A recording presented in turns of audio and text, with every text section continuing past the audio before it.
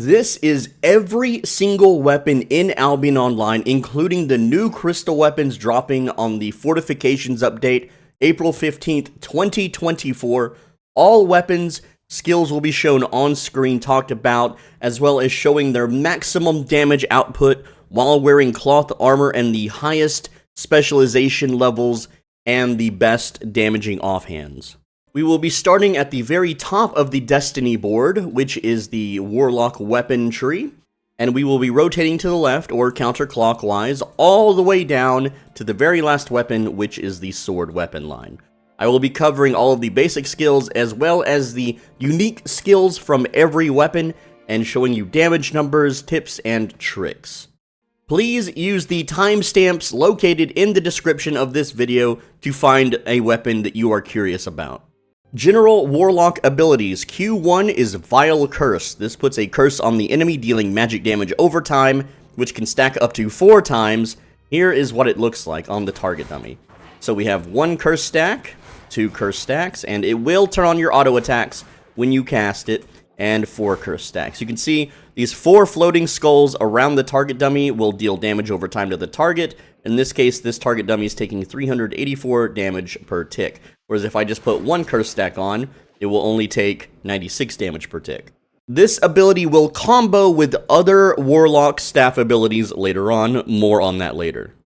Q2 is Cursed Sickle. This does the same thing, except instead of casting a spell on a target, this is a skill shot, which allows you to shoot a circling sickle thing that will return to where you casted it. So if I cast it and walk this way, it will return to where I once casted it.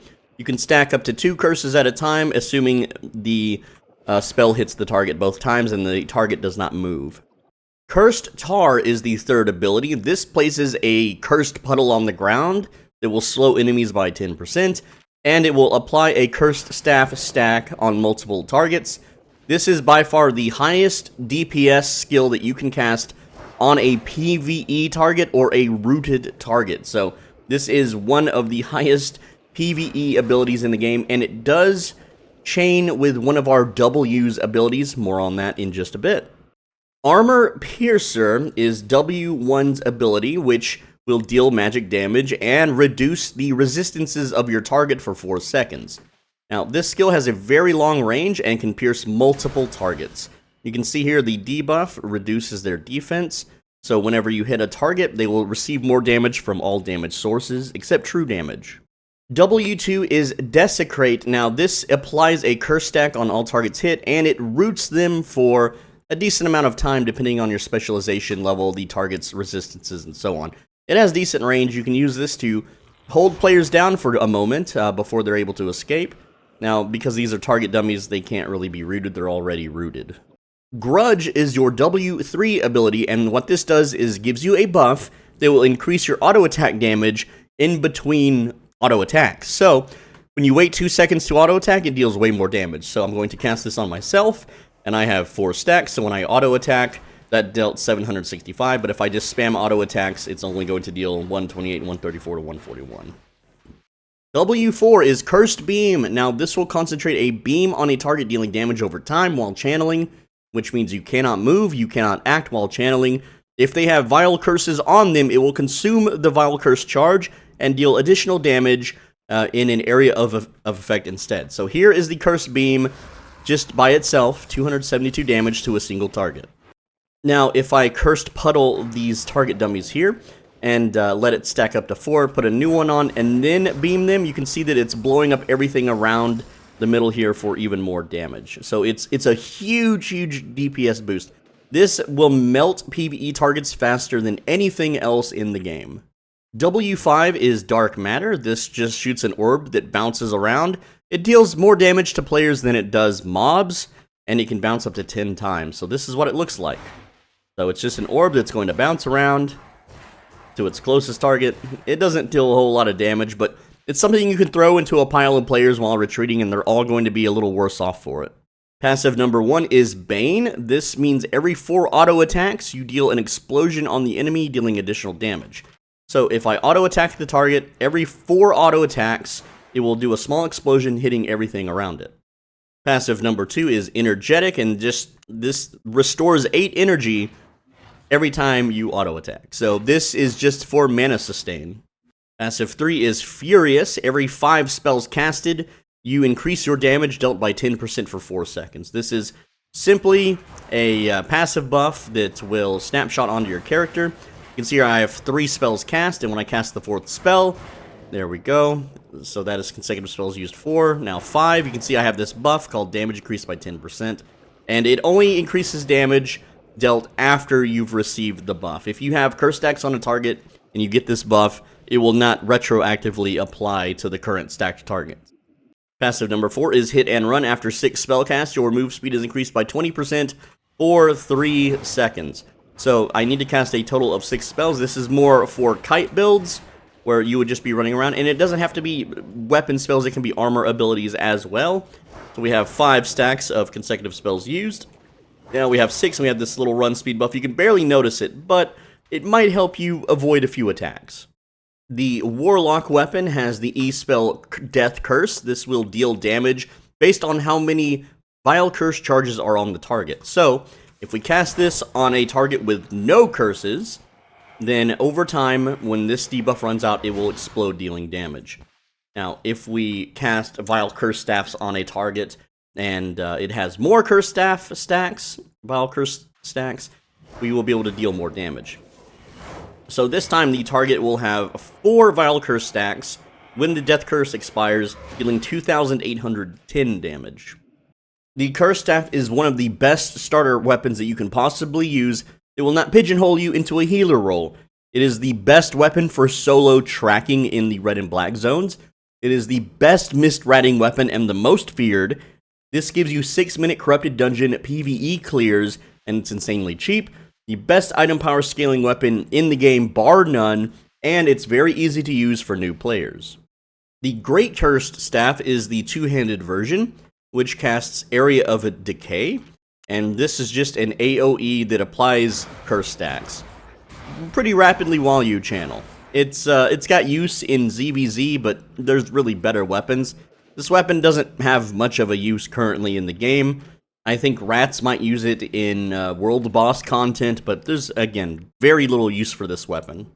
The Demonic Staff is a 2-handed weapon that will deal damage and fear targets depending on how many Vile Curse charges are on them.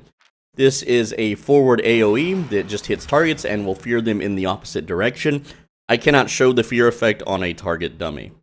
This weapon has very little use. Maybe in a 1v1 or corrupted dungeons, a few players do make it work, but it's not really used in much other content. Life Curse Staff is Enfeeble Blades, which deals damage over time, and while they're in the area, it cannot be reflected. It purges all buffs, and it decreases damage dealt for every hit they receive up to 5 times. Now, this spell is insanely useful in ZVZs. It's insanely useful defensively and offensively. Even gankers use this to remove invisibility from targets trying to run away. It is a very widely and highly used weapon. It's insanely good for skinning as well.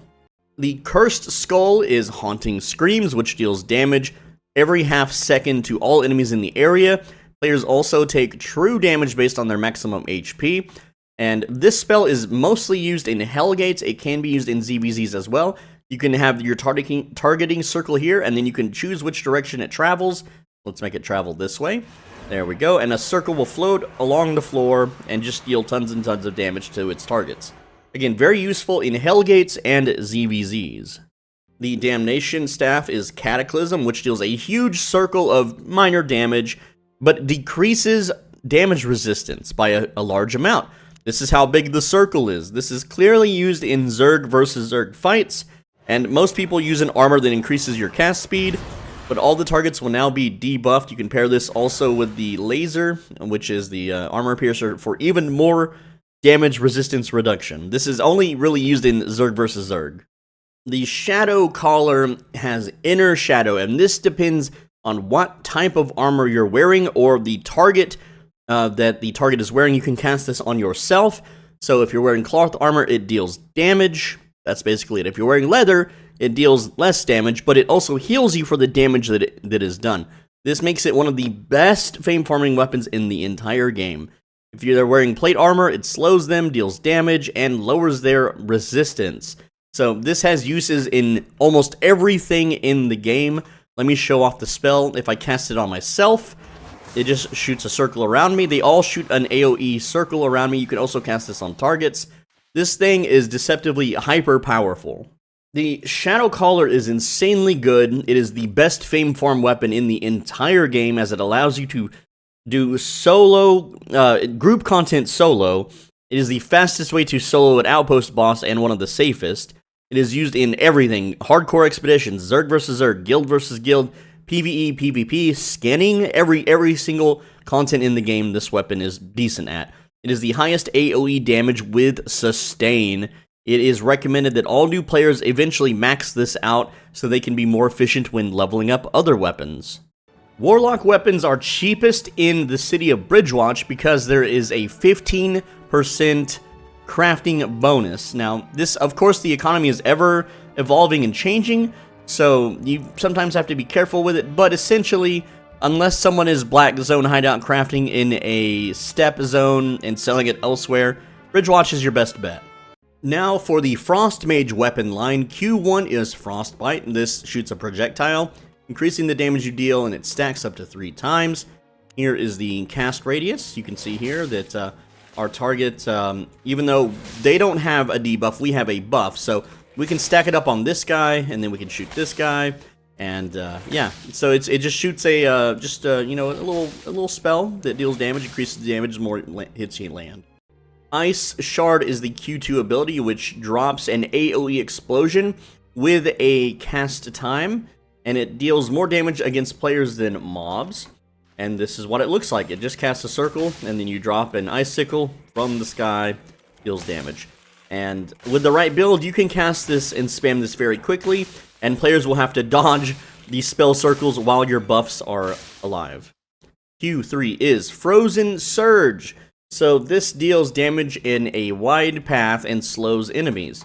So this is more used for kite builds, and it has a little bit of a cooldown, but you can see that, you know, you can hit multiple enemies with it. You can be running away, they're chasing you, you hit them, they're now slowed. It's an okay spell. W1 is Frost Bomb. This just it conjures a circle that explodes, slows enemies. This is what it looks like, and that will explode, dealing damage. W2 is Frost Beam. This deals damage, slows the enemy, decreases auto attack speed.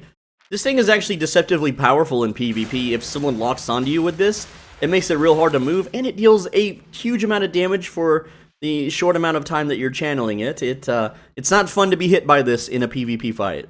W3 is Frost Nova. Now this is a very high skill cap spell, because it deals damage, it stuns enemies when you teleport away from them, but also it allows you to basically be immune to any attack for 0.2 seconds. So if you're about to be hit by a big attack, you can blink away, deal damage to whoever you're standing on, stun them, and take 0 damage. It's also a mobility spell, so you can get around the battlefield, dodge attacks, and catch up to your opponents.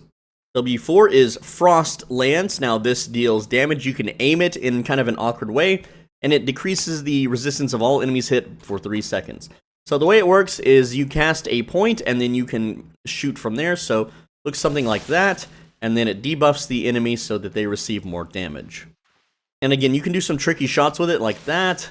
It's just an interesting spell. W5 is Glacial Obelisk, and this will create a thing in a position that increases all damage and cooldown rate by a pretty good chunk for up to 10 allies. I don't really ever see this used anywhere, but it seems like it would be really useful. Also, it can deal damage and slow enemies hit.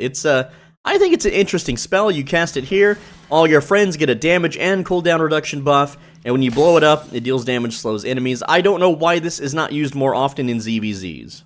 Passive number 1 is Frost. This means every 3 auto attacks, you root the target enemy for a certain amount of time, so every time we auto, on that 3rd hit, you can see up here in our buff bar, that 3rd hit would root the target, but because it's a target dummy, I can't show you. Passive number 2 is Energetic. Every time we auto attack, we restore energy, and again, this is just for mana sustain. Aggressive Caster is passive number 3. Every 4 spells reduce your cast times by 40%. And for spells that don't have a cast time, this is pretty useless. But this is how you spam your Ice Shard ability very, very quickly. Passive number 4 is Furious. This just increases the damage you deal after casting 5 spells. Again, this works for armor, helmet, and boot spells as well. For the Quarterstaff, Freezing Wind deals a cone in front of you for damage. It eventually will freeze them and slow them and root them. It's pretty useful. It's got a nice AoE cone, and yeah, it's nice for gank groups, chasing, escaping, kiting. Very useful all-around weapon. The Great Quarterstaff's E-spell is Hail, which deals damage in a radius, and you can recast it again. So there we go, we cast it twice. It's a pretty big circle, it's just a nice chunk of damage. The Glacial Staff is Ice Storm. This deals a lot of damage to players, but not so much against mobs. It slows them, and it hits every 0.5 seconds. It also lasts a while. It's got a big circle, and you can direct which direction it goes, much like the Cursed Staff or the Cursed Skull. And here's what it looks like. It takes a little bit of conjuring, but it will float along the ground, dealing lots of damage. In a ZVZ, in a big clustered fight, this thing will delete health bars. This thing is deceptively hyper strong in faction fights. I love to cast this on outposts and just melt players while I'm already halfway across the map. Now, this weapon has a particular name I don't want to say on YouTube, because I want to trigger an algorithm, but the spell is Avalanche, and it launches a snowball, dealing damage, throwing targets it hit into the air. It slows enemies, and if it collides with terrain, it will explode, dealing more damage, which cannot be reflected. This spell's kind of been nerfed into the ground. It used to be very powerful, but now not so much. The Icicle Staff is Frozen Hell, which creates a blizzard, deals damage to all enemies in it, and slows enemies. So this is what it looks like, a big circle, and just a big flurry of damage over time and slowing. It's mostly used to slow targets, though you're better off using the Glacial Staff in a ZVZ than this. The Permafrost Prism has Ice Crystal.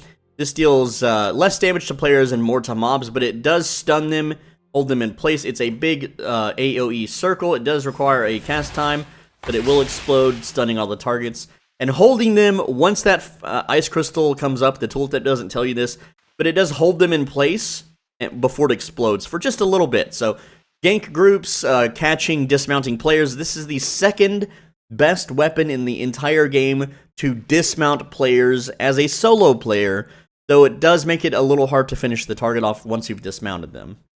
Chill Howl has Glacial Prison, which you can cast on yourself, an ally, or an enemy. It will freeze them, stun them, deal damage to all enemies. It's kind of similar to the Permafrost Prism, but it's a little more delayed, and it has its uses. You can use this to avoid some damage and do some clutch plays. It's a really good spell for kiting builds. It's recommended. It's really annoying in 1v1s. The Arctic Staff E, which I am unable to show you as it has not been put on into the game yet, has Arctic Volley, which just fires a volley of icicles targeted in target direction every 4 seconds. So like an AoE forward cone attack. They deal damage. It does cost energy for each volley fired. I am sorry that I can't show you this. I simply don't have it available on the test server. The devs forgot to put it in. If you want the cheapest frost staffs, you'll have to go to Warlock, as that is where the crafting bonus is located.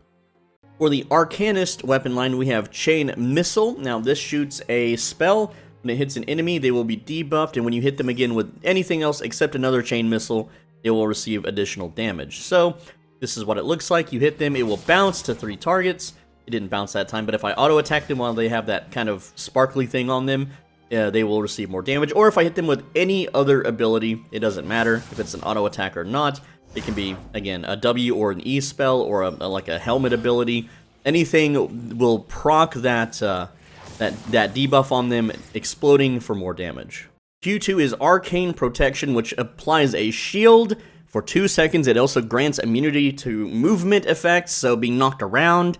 Now, if you do block a movement ability that will knock you around or knock you in the air, it will end the shield early, so it will break the shield. It looks like this. You can cast it on friendly targets. It has a low cooldown. It doesn't have too much use other than maybe like being a tank with an arcane staff or protecting a friend. Magic Shock deals a huge circle damage radius. It silences, and this, as far as Q spells go with an AoE attack, this deals more damage than any other Q spell in the game. though it does have a higher cooldown. It is not the highest DPS Q spell, it is simply the highest AoE single hit spell. Also, I forgot to put on an offhand to show you the damage. So, here we go. Here's the actual damage. 801, there we go. That's without food buffs. W1 is Enigma Blade. This does a forward cone slice attack for magic damage. If you hit anything with this attack, you will be able to teleport a short distance for a short amount of time. Like the Frost Staff, the teleport will allow you to become immune to damage for 0.2 seconds during the teleport. W2 is Motivating Cleanse. This will purify up to 10 allies of all crowd control debuffs and effects. It also increases their run speed by 40% for 3 seconds, so you can use this to run faster, cleanse debuffs. It's just really nice in groups. W3 is the Frazzle spell. This deals damage. It also decreases defense by a percentage. This is not an armor reduction. This is a flat defense reduction. It is much stronger than the armor shreds you've seen up to this point. So you just shoot a small bolt of magic, but it will decrease their total defense by 8%. Now, what this means is that if you frazzle a cloth-wearing target, you don't get nearly as much effectiveness as if you frazzled a plate-wearing target, or a mounted target, or a PvE monster, because if you just get armor shredded by something like the Quarterstaffs we showed earlier, and they're wearing cloth, they will have basically 0 armor.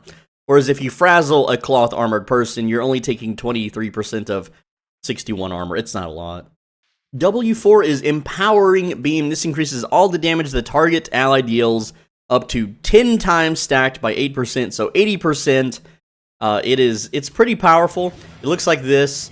Obviously, I don't have anyone to actually show, but an 80% damage increase is a massive amount. You can one-shot players with certain builds if you're buffed by this beam.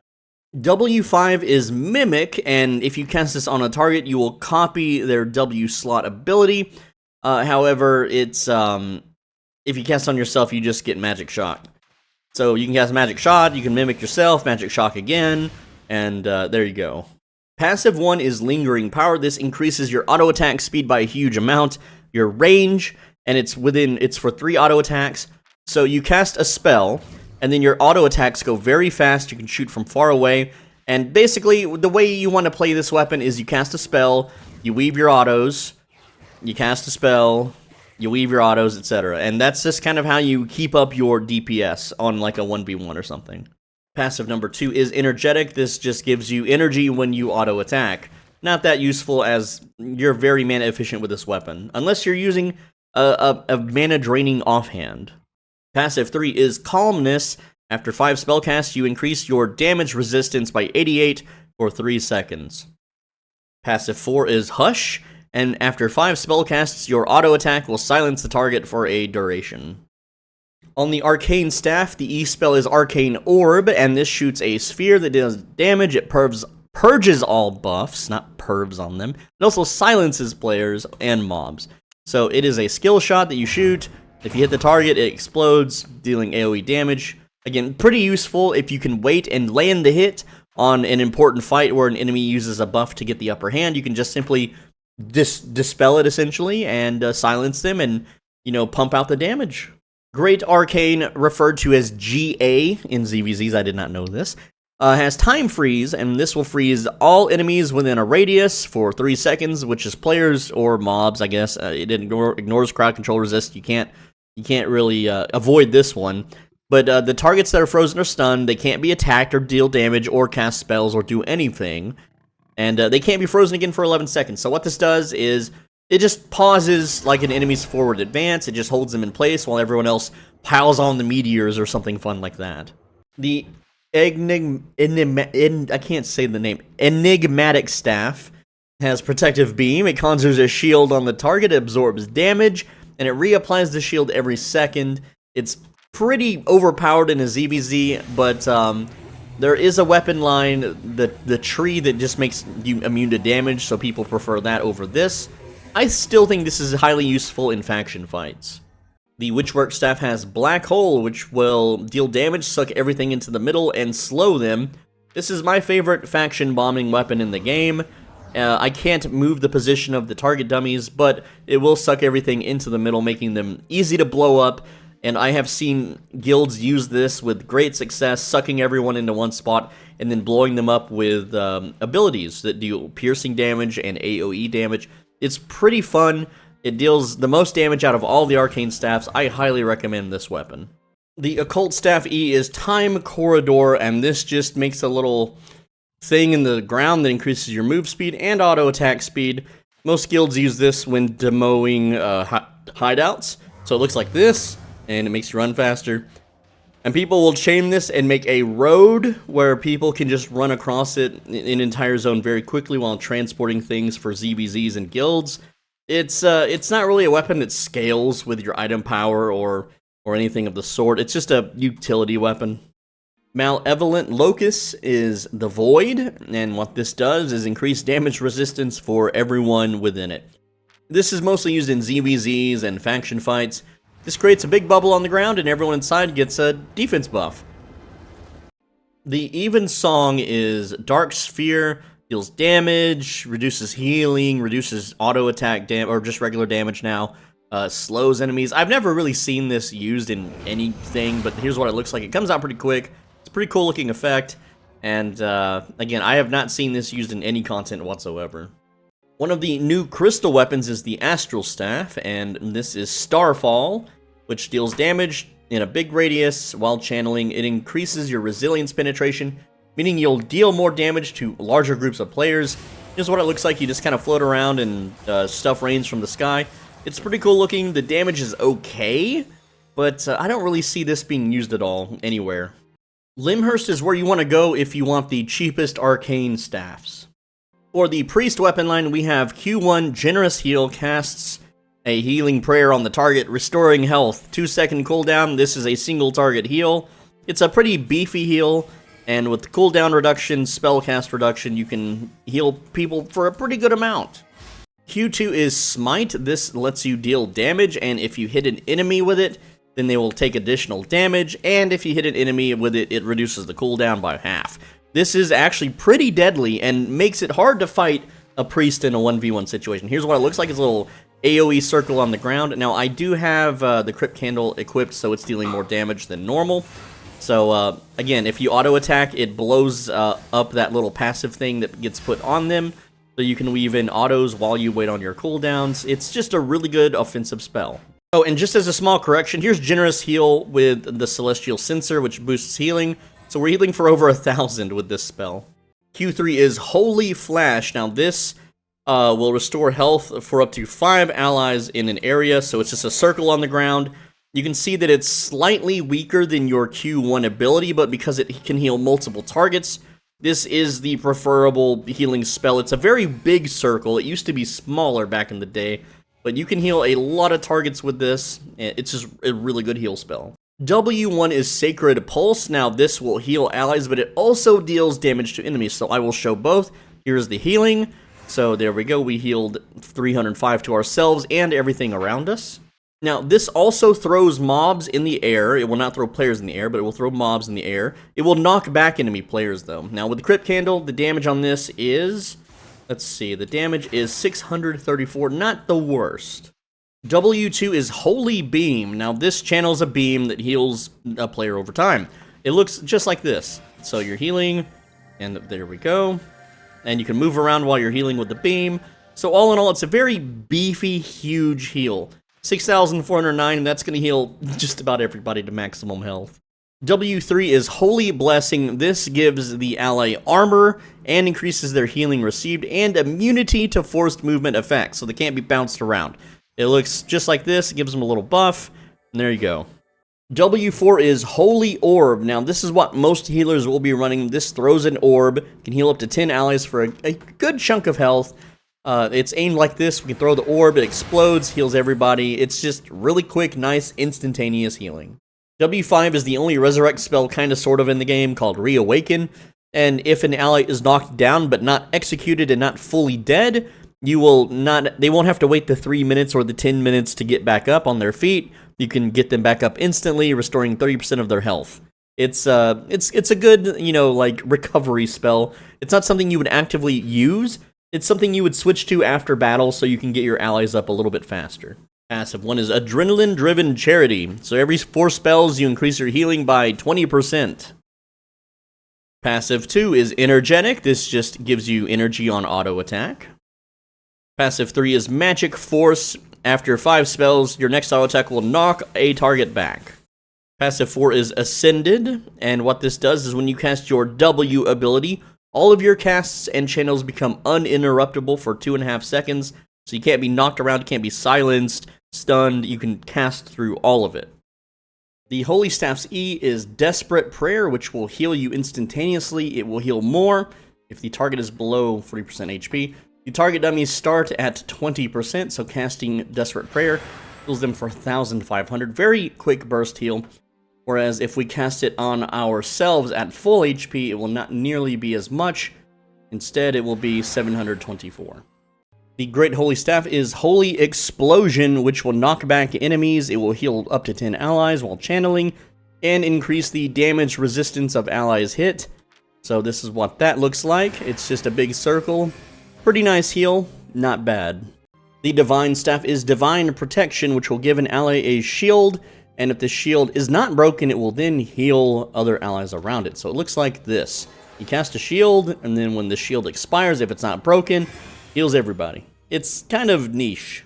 The Life Touch Staff is Holy Touch, which will heal the target every half second for a certain amount while channeling. It cleanses crowd controls and debuffs, except damage over time. This is the best single target healing weapon in the entire game right here. It is insane how much it heals.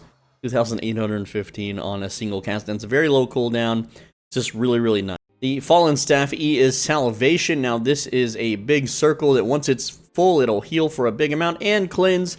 This is known as one of the better AoE heals for the Pre-Staff tree. It looks like this. Takes a little bit to expand, but once it does, it's a pretty big burst heal. The Redemption Staff is Celestial Sphere. It throws a circle. It's kind of like the Curse Staff Dark Matter, but it's a healing ball. So this is what it looks like. It'll bounce between targets, and it usually just bounces between the closest one. It's not really the most reliable, but it is interesting, I guess. I've never really seen this used in any kind of content. The Hallow Fall is Divine Intervention, which lets you leap to an area. You are immune to damage, debuffs, crowd controls until you land. It throws enemies in the air and it heals your allies. And it reduces the cooldown if you manage to heal an ally. So it looks like this. This is the targeting radius, and it's pretty big. You can jump in, knock everyone up, give everyone a quick little heal. It's not the biggest heal, but it does knock up enemies, and it's just the de facto go-to PvP ZVZ healing weapon in the game. Priest weapons are cheapest in Fort Sterling. That is where the production bonus is located. The Pyromancer Q1 is Firebolt, and this just deals damage. It catches them on fire. It stacks up to 5 times. It's pretty quick to cast. And so what you want to do is you just spam fireballs, and then when they have 5 stacks, they will deal burning damage over time. It's not bad. It's pretty good. It's actually very high DPS if you can consistently cast it on a target without them reacting to it. Q2 is Burning Field. This is similar to the Quarterstaff Puddle, but it's fire related. It deals much more damage to players than it does mobs, and it just throws a circle on the ground that catches enemies on fire, and as long as they're in the fire, they will continuously take damage. Q3 is Searing Flame. Now, this has, it's kind of a combo ability. It shoots a fireball, and the more hits you land, then you can cast more for more damage. It looks something like this, and there we go. So that's 1, and then 2, and then 3, and then the 4th one is a little bit different there. And essentially, that's all it is. You just, it just lets you cast more and more and more. There we go, we got it, and boom, that's the big hit. W1 is Flame Blast, and this is a utility spell, but it's also a damage nuke. You can cast it on an enemy to explode everything around them, or you can cast it on an ally or yourself for movement speed. So this is when you cast it on the enemy, it just explodes after a short delay. And then when you cast it on yourself, it gives you a 60% move speed for a little bit of a short time. You can use this to chase enemy players. You can use this on an ally so that they can chase enemy players, and it will explode around you, dealing damage if you are close enough to the enemy. W2 is Wall of Flames. This is a firewall that deals damage over time. If enemies or players try to walk through this without proper protection, They will be feared and knocked slightly away for a few seconds. If enemies aren't paying attention, they can continuously headbutt into the firewall, getting nowhere. It deals decent damage as well. W3 is Raging Flare, and this casts just a big damage spell that deals damage over time. It looks like this. You cast it like that, it explodes. It's a pretty simple spell, nothing too fancy. W4 is Fire Wave. Now this will just do a frontal cone of fire damage. Looks like this. And the fun fact is, if you have a stack of any of your Q abilities on the enemy, it will deal bonus damage, and it also knocks enemies back. W5 is Fire Artillery, and what this does is it shoots fire orbs that leave a burning patch on the ground, deals damage, more damage to players. This thing has a really long range, and if enemies run out of range, it will continuously fire at them for a little bit, not infinitely, but it's basically if enemies are running from you and you just want to pump some damage into them, it's just a really good spell to cast. So passive 1 is Burn, and this means that all auto attacks will deal additional damage over 2.5 seconds. This makes fire staffs the highest auto attack damage weapons in the entire game, per single hit, of course. Now, I'm not talking about attack speed or anything of the matter, or comboing abilities with items. I am simply talking about if you were to auto attack with any weapon in the game, the fire staff has the highest damage. Passive 2 is Energetic. It gives you energy whenever you auto attack. Aggressive Caster lets you increase your cast speed whenever you cast spells. This pairs amazingly well with Firebolt. Passive 4 is Furious, which just increases your damage after 5 spell casts. Pyroblast is the Fire Staff E spell, which the longer you channel it, the more damage it deals, and essentially it can knock back enemies as well.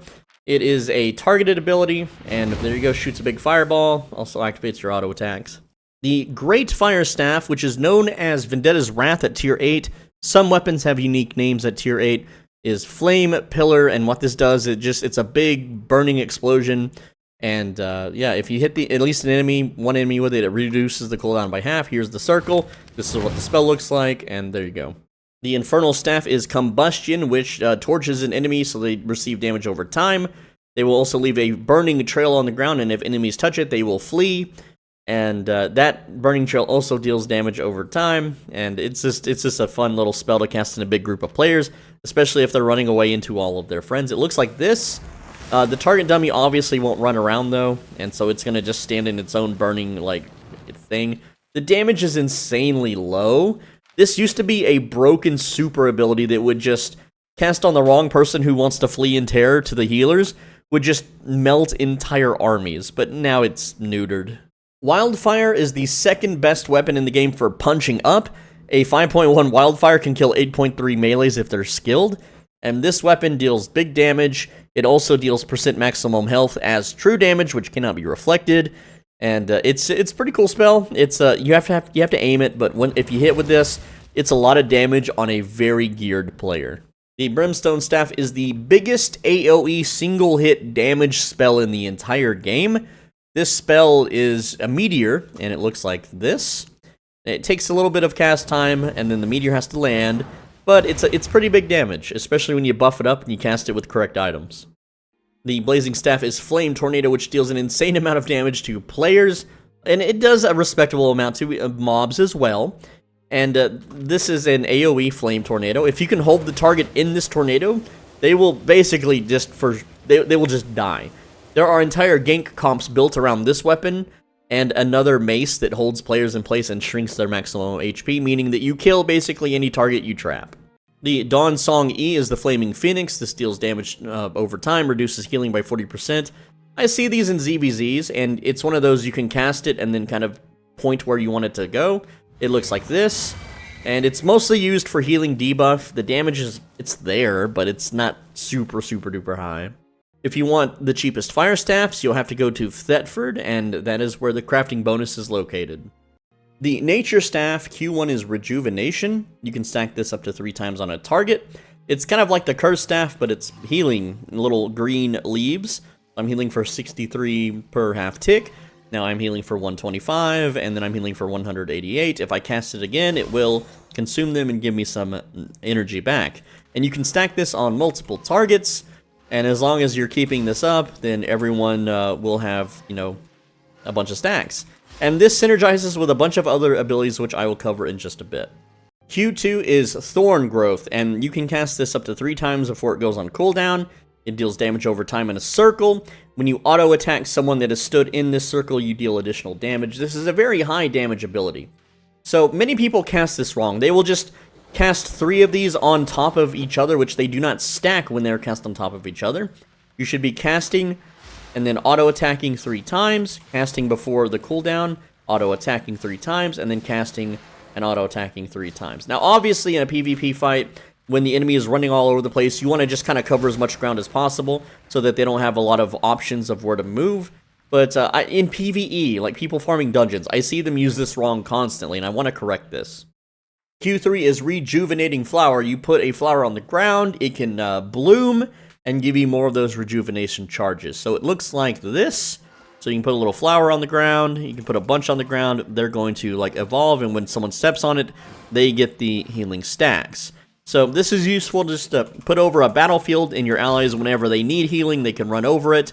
Though they don't last forever, but you can plant a whole bunch of them, and so, you know, it serves multiple people. Or you can just cast it on top of someone who needs healing immediately, and these explode and will stack on multiple people. So it's really up to you what you want to use.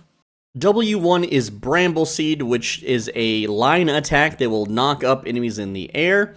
And this is what it looks like. So you cast it, and then it knocks up enemies. It's a kind of a 2-hit combo. W2 is Revitalize, and this is a very powerful ability if it is not interrupted. It will restore energy and health to a target while channeling is a very low cooldown. And this is what it looks like on one of the healing dummies. So we're just channeling our healing into them. 2,440 healing, and it restores energy, so you can cast this on yourself. As long as no one stops you, you just cannot be killed. W3 is Protection of Nature. This increases your damage resistance by a huge chunk. It heals you for a tiny bit, but it also increases the healing that you receive by 35%. So this is insanely useful for any kind of burst healing mechanics. It looks like this. We cast it on the target dummy, and there's the buff. So very, very cool. It's a really powerful ability when comboed. W4 is Cleanse Heal, and what this does is it will heal them based on how many rejuvenation charges that they have on them, and it cleanses crowd control effects and debuffs. So this is what it looks like on the target dummy. It's just a circle on the ground there that you would cast, and this healed for 420. And with 3 rejuvenation stacks, if we cast it again, it will heal for 916. W5 is Rejuvenating Breeze, and what this does is it spreads your rejuvenation charges around, and it increases the target's damage resistance for 2 seconds, so that's not really much. It's a little clutch, I suppose, but its real use is to spread around the healing charges. So let's say you have 3 charges on yourself, you cast this on yourself, everyone around you now has 3 charges as well. Passive 1 is Adrenaline Driven Charity, increases your healing by 20% after 4 spell casts. Passive number 2 is Energetic. This increases the amount of energy restored. I don't know why it's lower than the other weapons, but it's still more than enough to keep you up indefinitely. Passive 3 is Calmness. This gives you increased damage resistance after 5 spell casts. Most healers won't be using this, except for a very few ZVZ players who are demanded that they use this. Passive 4 is Hit and Run. That is 20% move speed after 6 spellcasts. Kind of useful if you have certain weapons like Blightstaff. Nature Staff's E is Circle of Life, and what it will do is heal everyone around you, including yourself, depending on how many rejuvenation charges are on you. So also enemies with thorn charges will receive damage, be rooted, and yeah, it's kind of a 2-parter. It deals damage, it heals, it's a crowd control. This is what it looks like. So we're healing for 775 with no charges. With 3 healing charges on the target, it will heal for 1,643. Now, to deal damage to the enemy, you must give them thorn charges with your Thorn's Q spell. So each one of these little notches on the circle around them is a Thorn's charge. You need at least 3 notches. When they have at least 3, you can deal damage to them, and it dealt 586 damage. It's not a whole lot of damage, but it's better than nothing. The Great Nature Staff is Living Armor. This gives you damage resistance, but the interesting ability is that whenever you receive damage, you receive healing. and this makes you unkillable while it's active, essentially. Unless something is like one-shotting you for tons of damage, going into an enemy army with this active on your character and they're all attacking you means you will be at full HP instantaneously, and it's pretty low cooldown. If you mix a bunch of defensives, you can be a very annoying opponent. And in a multiple fight situation, if a bunch of players are like dogpiling one person, this is the spell you would want to cast, not only to top them off fully, but to save their life. The Wild Staff has Well of Life. It just creates a circle on the ground, a pretty big one, and everyone in the circle will receive healing over time. It's an okay amount. It's not the biggest. It's just something nice to top people's health off and keep them healthy. The Druidic Staff has Spiritual Seed, and this is possibly the best duo healing weapon in the entire game, as you can cast this on yourself and a target, and it is a massive burst heal over a short duration. Now, there is a way, again, if you combo this with the W ability Protection of Nature, the healing is massive, and it's a low cooldown, and it can't be purged. So this is what it looks like whenever you combo it with the W ability here. You can see that the healing burst is 2064. It's pretty big.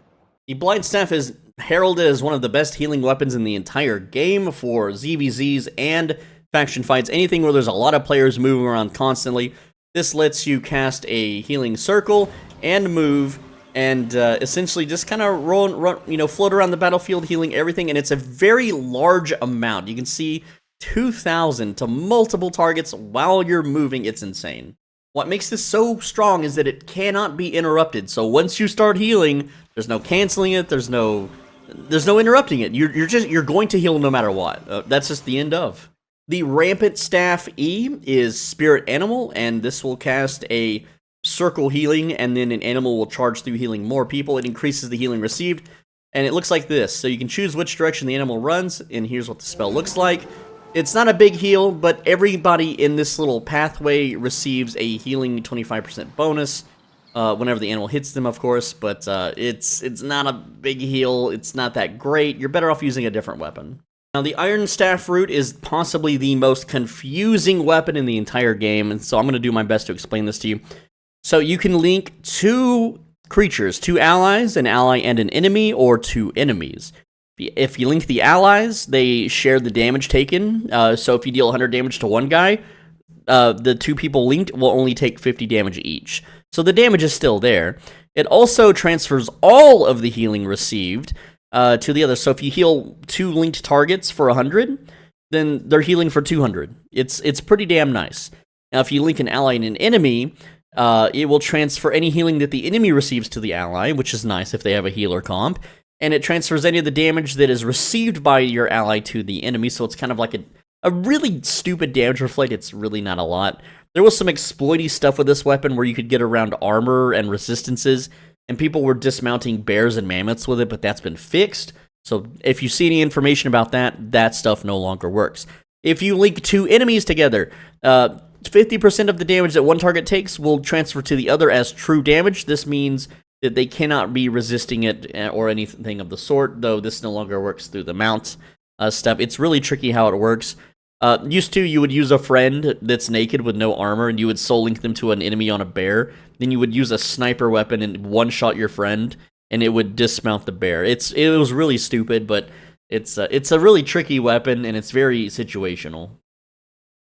And here's what the spell looks like. You can cast this on yourself and on an enemy. If you cast it on an enemy, it is a red laser. Two enemies linked as a red laser.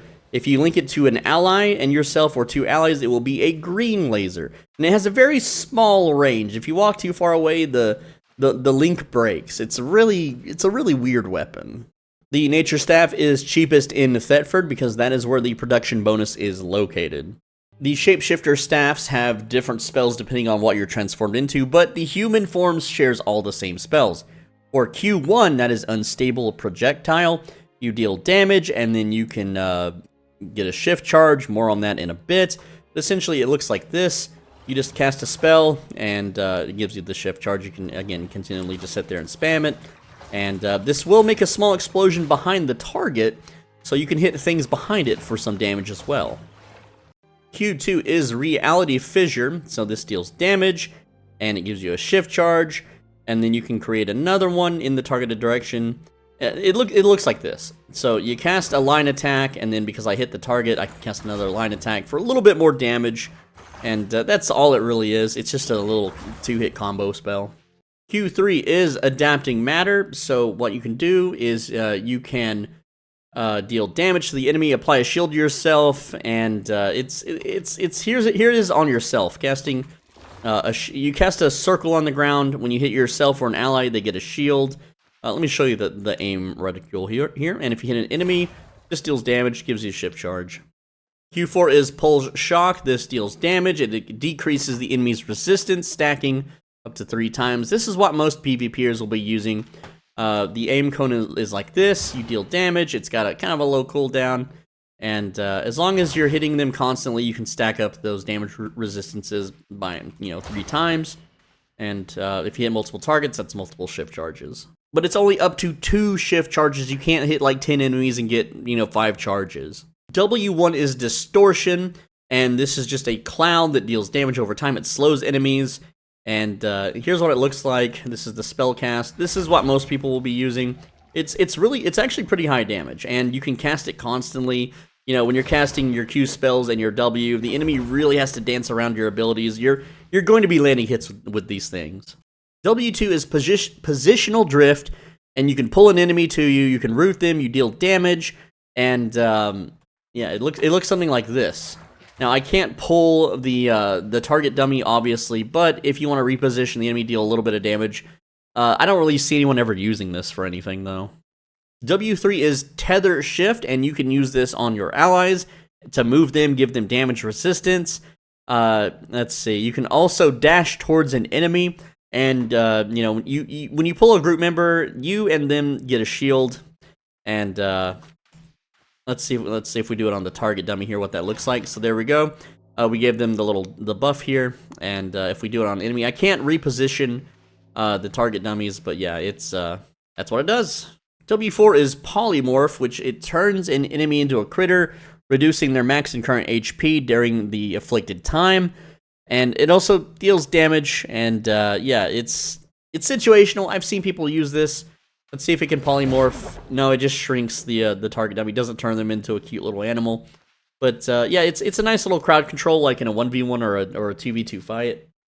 Passive 1 is called Altered Beast, and that is a node to an old arcade or Genesis game called Altered Beast. Rise from your grave. Does anyone know what I'm talking about? Anyway, when you transform, you increase your max HP and current health by 2% for each shift charge. That would be 10% at max shift charges. It's decent. It's not really game-changing, though. Passive 2 is Intimidating Presence. Now, I have this in real life, and whenever you hit an enemy with a Q ability in human form, it decreases their damage. For 7 seconds, it stacks up to 3 times, and it's also a threat-generating thing for PvE stuff. Passive 3 is Innate Power, so whenever you deal damage in human form, you apply a shift charge every 5 seconds for 30 seconds. It's just extra shift charges. That's all this is. Passive 4 is Rule Bender. After you cast your W ability in human form, it increases your auto attack speed and cast speed by 30% for 5 seconds. This persists in transformed mode. It's niche, and not all weapons can really use this, but it's still nice to have. Prowling Staff Q is Sinister Swipes, and what this does is deals damage, and it consumes shift charges. I'll have to show you here in a sec here. And you can do more you can do more combos with it. So there we go. We jumped at them, and then we can combo that jump. It consumes shift charges, and what it will do is it will deal additional true damage based on the target's missing health. So it's kind of like an execute. It's pretty powerful stuff. The W spell is Pounce. So you leap towards the target, you deal damage on an impact. If you hit an enemy player, it reduces the cooldown by 50%. And this is what this looks like. You can see here you just jump and you deal damage in a big little AoE. That's all there is to it. The Prowling Staff E is Panther Form or Shadow Panther Transformation. And you can turn into a panther. You get a tiny little bit of move speed, but if you're not within close to the enemy, you do go into stealth until they're within the circle, and then they can see you, in which case you lose your stealth and you regain your normal movement speed. So pretty cool, pretty useful.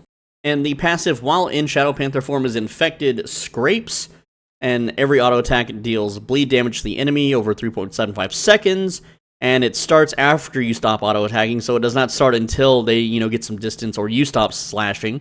Decreases their healing received by 4% or 20% when it's stacked all the way up.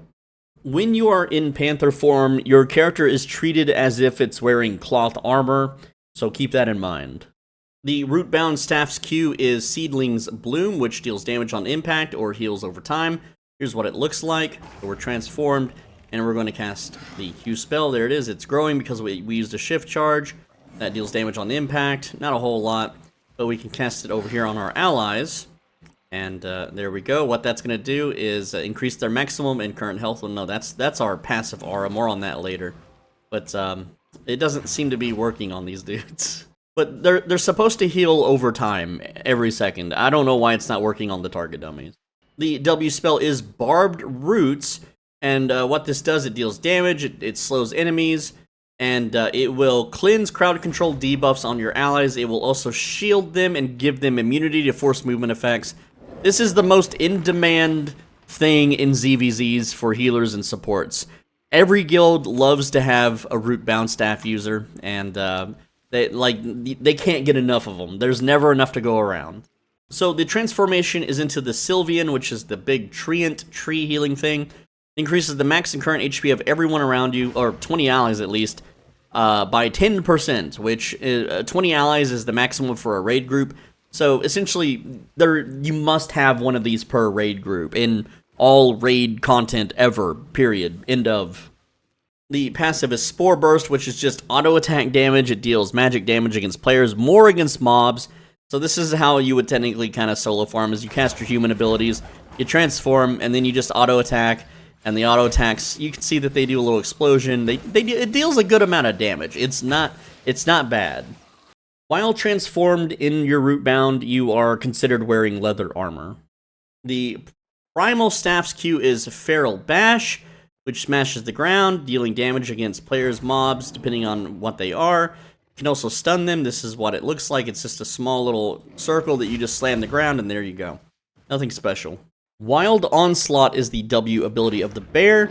You dash in a direction, deal damage, knock enemies back, decrease their resistance. You can also roar. This is what it looks like. So we dash, and then we roar, and both of those deal damage. This is a very good, strong ability. Deals more damage against mobs, though, and enemies will flee, and it makes you the highest target for all mobs hit, so it's basically an AoE taunt. Your E is your Spirit Bear transformation. When your health is below 50%, your damage duration, crowd control effects is increased by 20%, cast speed is 40%. It's just a little passive buff. Your passive while in bear form is Swipes, so your auto attacks do cleaving frontal cone damage. And if you have shift charges, you can slow enemies by 20%. It's not that great. Your armor type while in bear form is considered plate. For Blood Moon Staff, the Q spell is Tear Open. You deal damage to all enemies in front of you hit in a cone, and it leaves a blood pool if you have a shift charge. So it looks like this. So we attack with the cone. If you walk in the blood pool, you heal some HP, you gain some movement speed and attack speed. It's pretty cool. It's just a big AoE frontal cone attack. This is just a sustain weapon. There we go, run through the blood puddle once again. The next ability is Rip Through, and this deals damage, passes you behind them, increases your attack damage by 150%. So it looks like this. You just dash through the enemies, and now I have a buff that increases my damage by 150%. So it's just more damage, more movement, more gap close. The E, it transforms you into a werewolf. What this does, it gives you 7% life steal on the damage that you deal. Technically, the health that the enemy loses. So if you deal 100 damage to the enemy, they lose 100 HP. You're going to heal 7 HP, and that's actually quite a lot. This is a very powerful passive ability when you're in werewolf form. The passive is that your auto attack speed is increased by up to 50%, as long as you continuously auto attack, which is very powerful.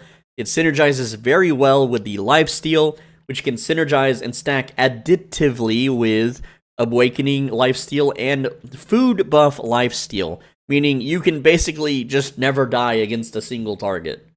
You are considered in leather armor while in werewolf form. The Hellspawn Q is called the Fire Flash Orb. You shoot an orb, deals damage. You can cast it again to teleport to the orb and explode. So it looks like this, your little bat form. We're going to cast a Q spell. There's the orb. We cast Q again. We explode wherever the orb is and teleport straight to it. The W spell is Hellfire Barrage, which when you transform, you just shoot a bunch of fireballs at an enemy, and you can kind of move around a little bit while you do it. Very, very high damage. Your E spell is the Hellfire Imp, and the interesting about the Imp is that when your health drops to 0 in Imp form, you become immune to death, you heal over 3.5 seconds, depending on how many shift charges you had, so up to 30% HP. And while you're healing, you're stunned and you're immune to damage, so someone can't just continuously murder you while you're healing. It's essentially a second chance, because this is the squishiest weapon in the weapon line. It makes you cloth armor. I'll talk about that in a sec, but it lowers your HP. It's a very hard to play weapon. The passive is called Melting Point, and so after every 3 auto attacks, you put a lava puddle on the ground that deals damage over time. It's pretty cool. It looks like this. So we're shooting fireballs. There's 3. There's the lava puddle. It will continuously melt the enemy. It doesn't last very long, though. In Imp form, you're considered to be wearing cloth armor, though it's much weaker than normal cloth armor. It's still considered cloth, but it's like very low defense cloth. The Earth Rune Q is Boulder Crash. You throw a boulder, it stuns enemies. Very simple stuff. Very basic. So you transform into the golem. Here's the, it's a pretty big range, too. You throw a boulder, there it is, deals damage, it stuns the enemies. Tectonic Shift is the W ability. It basically deals damage, sucks everyone in. You can then slam the ground and knock them in the air. It looks like this. So it's a big cone. If they weren't target enemies, they would get sucked in. It's insanely useful. It also decreases max and current HP by 15%. This is, you always need or want a few of these in ZVZs, for sure, absolutely. The E spell is the Runestone Golem, and what this does is you can't be forced movement at all. It increases your max and current HP based on how many shift charges you have. A 30% boost to your max HP is very, very nice.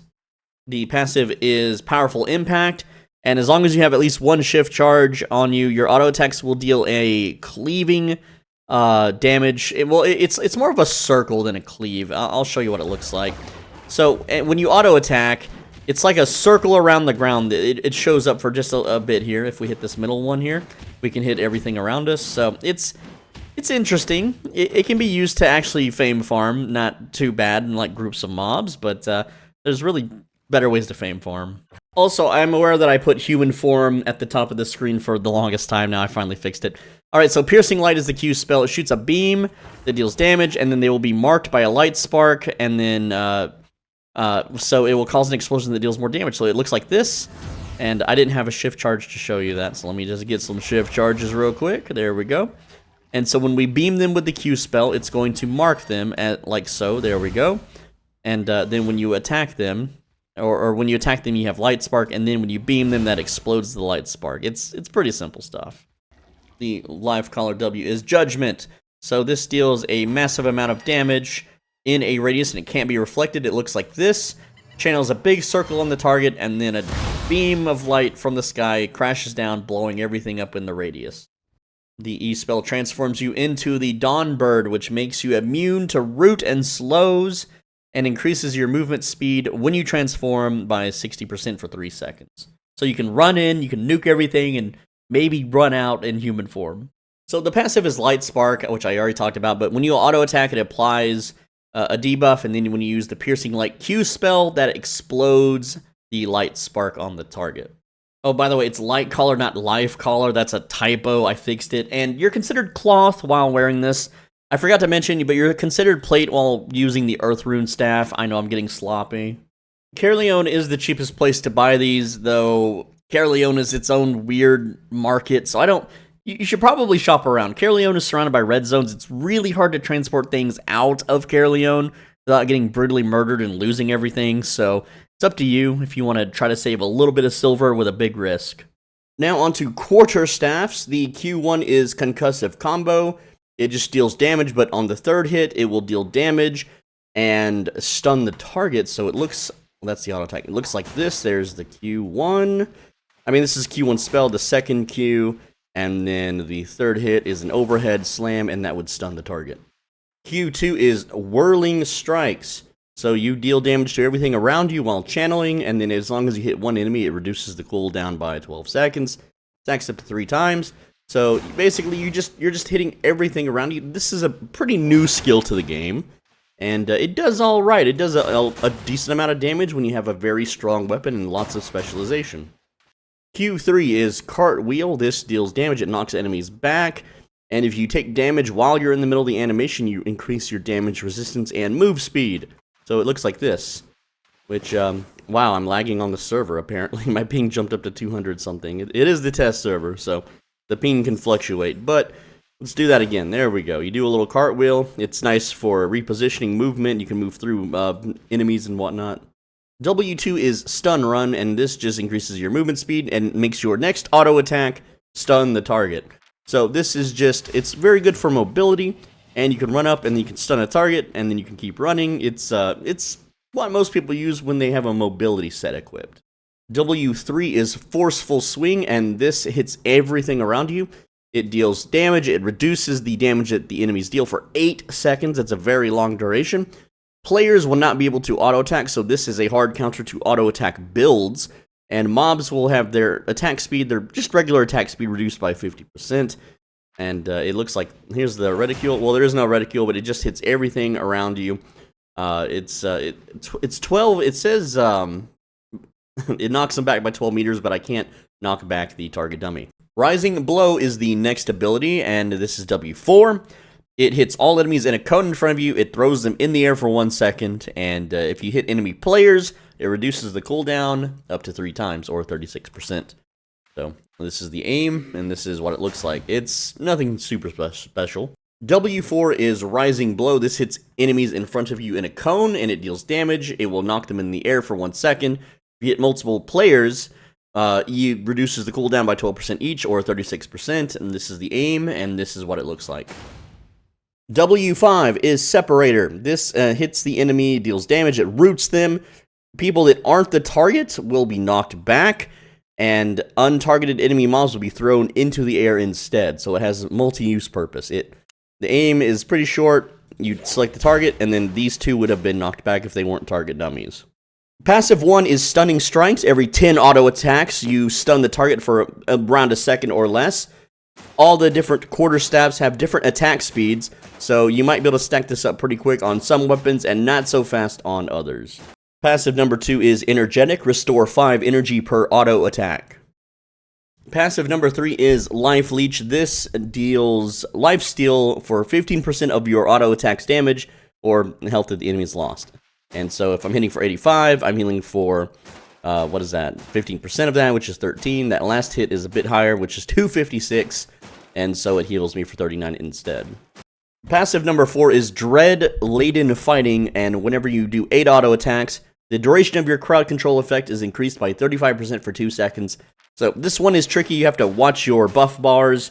There's not much of an audio or visual cue. And then once you have this very short window buff, that's when you would want to use your crowd control ability. The Quarterstaff Vault Leap deals physical damage in a radius. It throws all enemies in the air for less than a second. Here's the aim, here's the AoE circle, and the animation. The animation is a pretty good tell for people to pop defensives.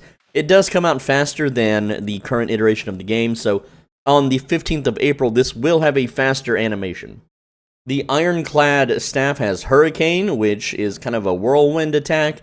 While channeling it will knock players back, and mobs will have their spells interrupted. So it looks like this. You just kind of spin around, and you'll be knocking players back. It's a very short duration, but this is a lot of fun to run into a large group of players and knock them all around. It's really funny to see. The Double-Bladed is one of the main mobility weapons in Albion Online. Soaring Swipe lets you leap forward and slow enemies in a radius. You also deal damage, though the damage is not high, but the radius is high. The jump is pretty far, too. You can jump pretty far, hit everything, and continue running away.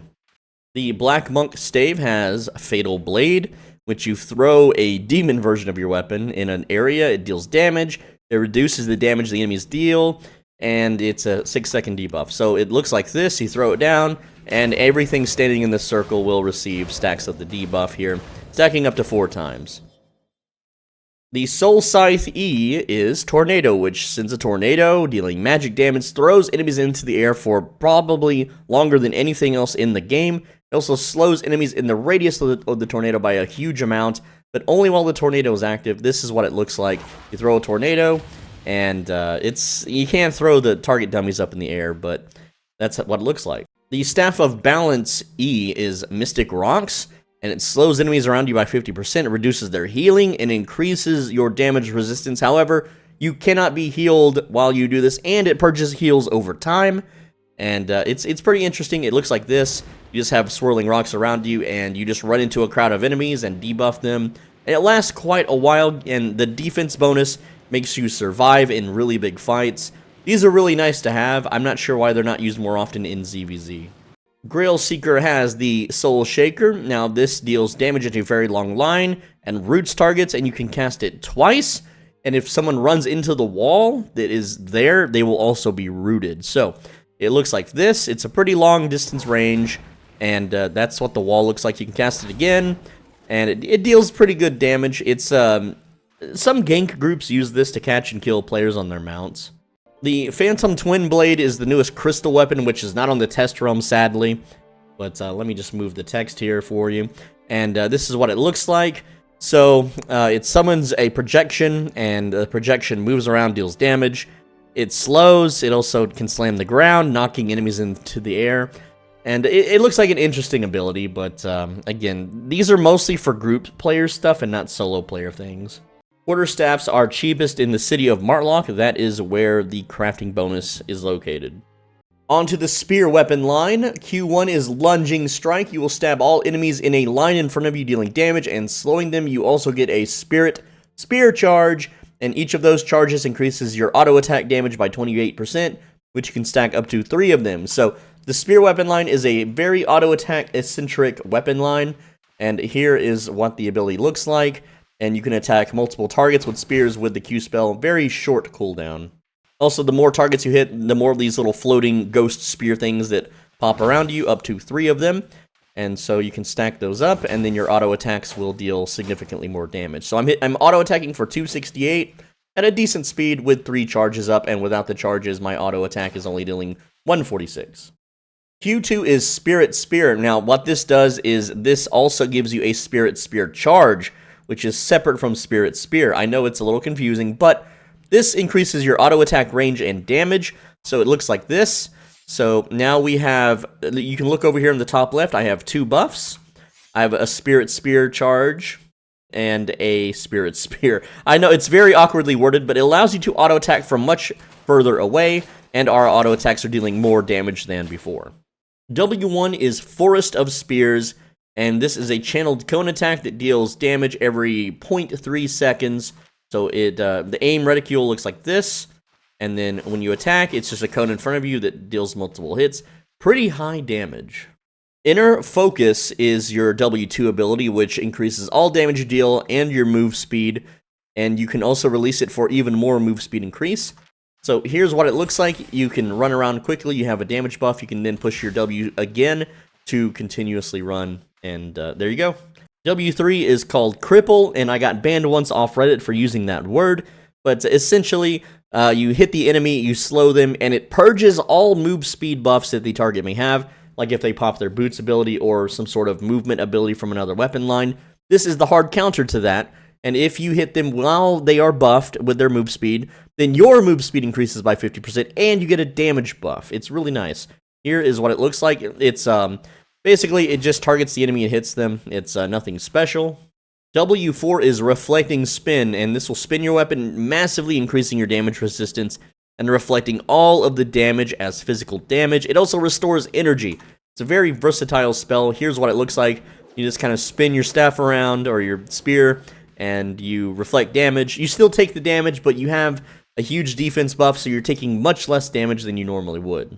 W5 is Impaler, and this deals a giant spear that emerges from the ground, deals damage to all enemies within the radius. It slows enemies by for a good amount for a long time, 50% for 7 seconds. Pretty huge. And this is the aim reticule. Here's what it looks like. Pretty high damage, and it's very annoying to fight against. W6 is Harpoon, and you can hit a targeted enemy and then pull them in your direction. And if you have Spirit Spear charges, it roots them. Now, I can't pull a target dummy, but the radius is pretty far. So you throw it, you get a little chain that attaches, and then you yoink them to wherever you hook them from. So it's pretty nice, and it's very annoying in PvP when you're trying to run and someone hooks you and drags you all the way back into the fight. Passive 1 is Slow Poison. This just means when you auto-attack something, it slows them by 10% if they're a player, 40% if they're a mob, so you can kite mobs around. It's not really all that useful. Passive number 2 is Life Leech, and this is 15% lifesteal of how much damage you've dealt. So if I hit them for 146, I heal for 22 damage. Passive number 3 is Aggressive Rush. Every 4 auto attacks, your damage increases by 7% for 3 seconds. This does not stack, unfortunately. You just get 7% increased damage. It does not go to 14 or 21 or anything of the sort. Passive 4 is Auto Attack Speed. This gives you 40% auto attack speed every 5 auto attacks. So, this actually is probably the best one to use for most builds.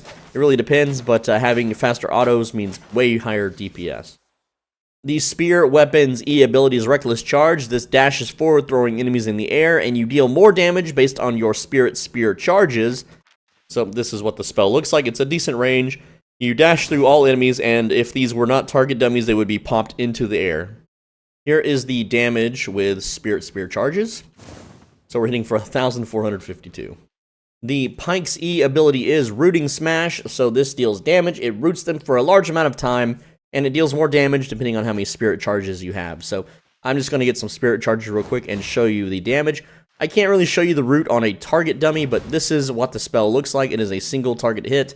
So we smash into them for 1,270 damage. So it's weirdly not as much. And yeah, even though the tooltip says it's very high, it really wasn't as much damage as the regular spear. The glaive is Fling, and this deals more damage and pulls them behind you based on your Spirit Spear charges. So let me get those Spirit Spear charges up, and then I will show you the damage. And it's less damage than the last weapon we showed, but let's see. So 932 damage, and we can't reposition the target dummies, but it would fling the target behind us about where my cursor is spinning on the ground right now. The Haran Spear throws your spear, deals magical damage to all enemies that are shocked. It also stuns. It has a decent amount of range and a short cooldown. The range is pretty good. Here's the damage. So, I don't know why the target dummy didn't take damage there. Sometimes target dummies are buggy, so let's try this again. There we go, 1,228, and it would have stunned all of these targets. The Spirit Hunter's E is Corrupting Steel. This deals physical damage. It lowers enemy resistance, and it deals magic damage on a corruption pool that is left behind. So it's pretty interesting. It has large range. This is a ZVZ weapon for sure that shreds armor, so here we go. And look at the damage on this thing. The damage is pretty respectable and high, especially in a ZVZ when you have what's called damage escalation that will increase this even more so. The Trinity Spear's E is Spectral Trident, and this leaps forward, makes you immune to everything until you land. It roots enemies in the impact radius, deals damage. You then get a buff for movement speed, auto attack speed, and reduced cast times for your allies, so this is more of an ally buff weapon. The circle is kind of small for impact, but the buff circle is much bigger. It's this big circle right here, and you can see that you can stab much, much faster, and it's you can also run around pretty quick too. So people love to use this thing in ZVZs. The Daybreaker E is Breakthrough. This dashes forward similar to the spear, though it does have a channel time, a very short one. It will also purge all buffs on the enemy that you pass through, and it deals more damage. And you're immune to crowd control while you're casting this. So here's the range, and here's what it looks like. So there we go, 1,562 damage. It would purge any buffs the player had. The Rift Glaive is the new crystal weapon, and this is Razor's Edge and releases a vast amount of force in front of you, knocking back enemies, dealing physical damage, and it depends on how many spirit charges you have. So let's try this bad boy out. It has the highest tooltip damage, and we're going to go ahead and get 3 charges here. This is the aiming cone, and this is the damage it deals. So, not really that much. It's about the same as a regular spear, and it doesn't reposition you. I think this item might get rebalanced before it releases, but look at the tooltip damage. It's 2,316, but when we use a regular spear with a grip candle, we're dealing more damage. So I don't think this is a very good weapon. Spears are cheapest in Fort Sterling, that is where the production bonus is located. The Dagger weapon line, Q1 is Sunder Armor. This deals damage to one target, applies Sunder Armor charge, which reduces resistance, not so much against players, more against mobs, but you can stack it 3 times. This is what it looks like. You just walk up and then you give them a stab, they get a debuff, simple as.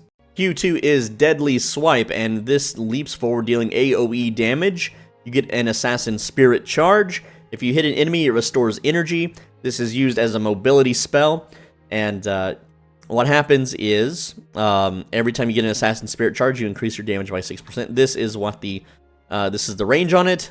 This is what it looks like when you're hopping around. It's a very low cooldown, so you can use this just to take a little jump ahead when trying to escape or chase down players, and when attacking enemies, that's the damage it deals. Q3 is Assassin Spirit, and this just gives you an Assassin Spirit charge, and it decreases your defense also. So essentially, a lot of dagger weapons use this to combo, and you can just cast this once, and over time you will stack up to 3 charges, allowing you to unleash your other ability combos without having to actually walk up to the target and start attacking. W1 is Throwing Blades. This throws 3 blades. They each deal damage. You increase your movement speed, and damage you deal stacks up to 3 times. So this is what the ability looks like, and it can shotgun. So if you are next to your target and you use this ability, you can hit one target with all 3 blades, dealing a significantly good amount of damage. W2 is Dash. This simply moves you in a target direction, increasing your damage for 4 seconds. And this is the range, this is what it looks like, that's pretty much it. W3 is Forbidden Stab. This interrupts spell casting, it deals damage, it negates the healing received for 1.5 seconds. So if a target is about to be healed, you can negate it. Here's what it looks like. You stab them, they get a little debuff for a very short amount of time, so the timing must be very precise. W4 is Shadow Edge. You throw a knife, and if it hits an enemy, it stuns them, you then get pulled behind them. You also become immune to crowd control effects and debuffs. And what the tooltip doesn't tell you, unless this was recently nerfed, is that it makes you immune to even damage received. You can dodge execution abilities with this spell, and if you hit a player, the cooldown is reduced. So a lot of people will use this on monsters and critters while chasing or escaping, but if you hit a player, the cooldown is reduced. Here's what the spell looks like. This is the aiming reticule. We hit the target, we teleport behind them. It's pretty cool. W5 is Chain Slash, and this hits 4 times. It hits 4 enemies, and you become invisible and immune to damage while this is being animated, so to speak. So here's what it looks like. Here's how to, well, there is no aim reticule. You just select the target, and then you will bounce between the targets. Because these are target dummies, it's not going to bounce between the same ones. It's a little weird with how it works. If I hit the target dummy on the side, I should hit all 3 of them. But you can't be hurt while you're in the middle of doing this. So there we go. We hit all 3 targets, and if we hit a 4th target, it would deal even more damage. The first passive is Deep Cuts, and every 4 auto attacks, you deal a bleed on the enemy that makes them deal damage, physical damage, over 1.5 seconds. So there's 1, 2, 3, and 4, and then they're going to take 109 and then 109 again. Passive 2 is Life Leech. You heal 15% of the health that the enemy has lost. So if I hit them for 79, I heal for 12 damage. Passive 3 is Auto Attack Speed. So every 5 auto attacks increases your auto attack speed by 30% for 3 seconds. Passive 4 is Aggressive Rush. Your damage increases by 6% for 3 seconds on every 4 auto attacks. The Dagger's E ability is Bloodthirsty Blade. You deal additional magic damage a lot versus players, not as much versus mobs. You steal 100% of the damage that the enemy has lost. You increase your movement speed, but it deals 4% of your own max health as true damage to yourself every second. And this is what it looks like. And then when you're attacking, this is how it works. You deal physical damage and magical damage per slash. Now, making a build based around auto attack speed is how you really get the most out of this. And this is one of the highest. If you can hold a player down, you can just melt their entire health bar in seconds with this weapon. Dagger pairs E is Slit Throat. The more spirit charges you have, the more damage you deal, and you deal a bleed. So this is a single target attack. Let me show you what it looks like.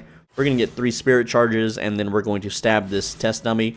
So there's the stab, and then it's going to bleed a whole bunch, and then there is the damage right there once it's done bleeding. It's actually very, very high with the proper build. This thing can almost one-shot most players unless they have very high-level leather or plate armor. Claw's E spell is Disembowel. This deals damage. It roots them in place while you're basically poking them down. It interrupts spellcasting. It breaks shields on the target, and it deals a large amount of damage, too. So if we get 3 spirit charges, which this is not a spirit charge-related weapon, but the damage is still pretty wild. This is what it looks like. You're just massively just laying into the enemy there. And we did auto-attack them once, but the damage is very, very high, as you can see. The blood letter E is Lunging Stabs. This is an execute kind of ability. If the target is above or below 40% HP, it will deal more damage. If you hit a player, you will reduce their cooldown, or the cooldown of the spell by 40%. So it's a mobility spell as well. You can use this to escape or reposition. You just dash through, kind of like the spear. And again, if the enemy is missing at least 60% of their health, as in they have 2 of these health bars remaining only, you will deal significantly more damage, usually enough damage to finish the target off. The Demon Fang has Blood Ritual, which deals it's a cone magic damage attack in front of you. You can cast this up to 3 times. However, if you use the 3rd cast, you deal a significant amount of physical damage to yourself over 3 seconds. So, with spirit charges, of course, because you're going to have spirit charges, this is the kind of damage you can expect. Here is the aiming reticule, so there's 1 attack, 2 attacks, and 3 attacks. So, decent AoE frontal cone damage, and then I took about 40% of my life from that. The Death Giver's E is Ghost Strike. This charges through an enemy, dealing magic damage. You also go invisible for 1 second.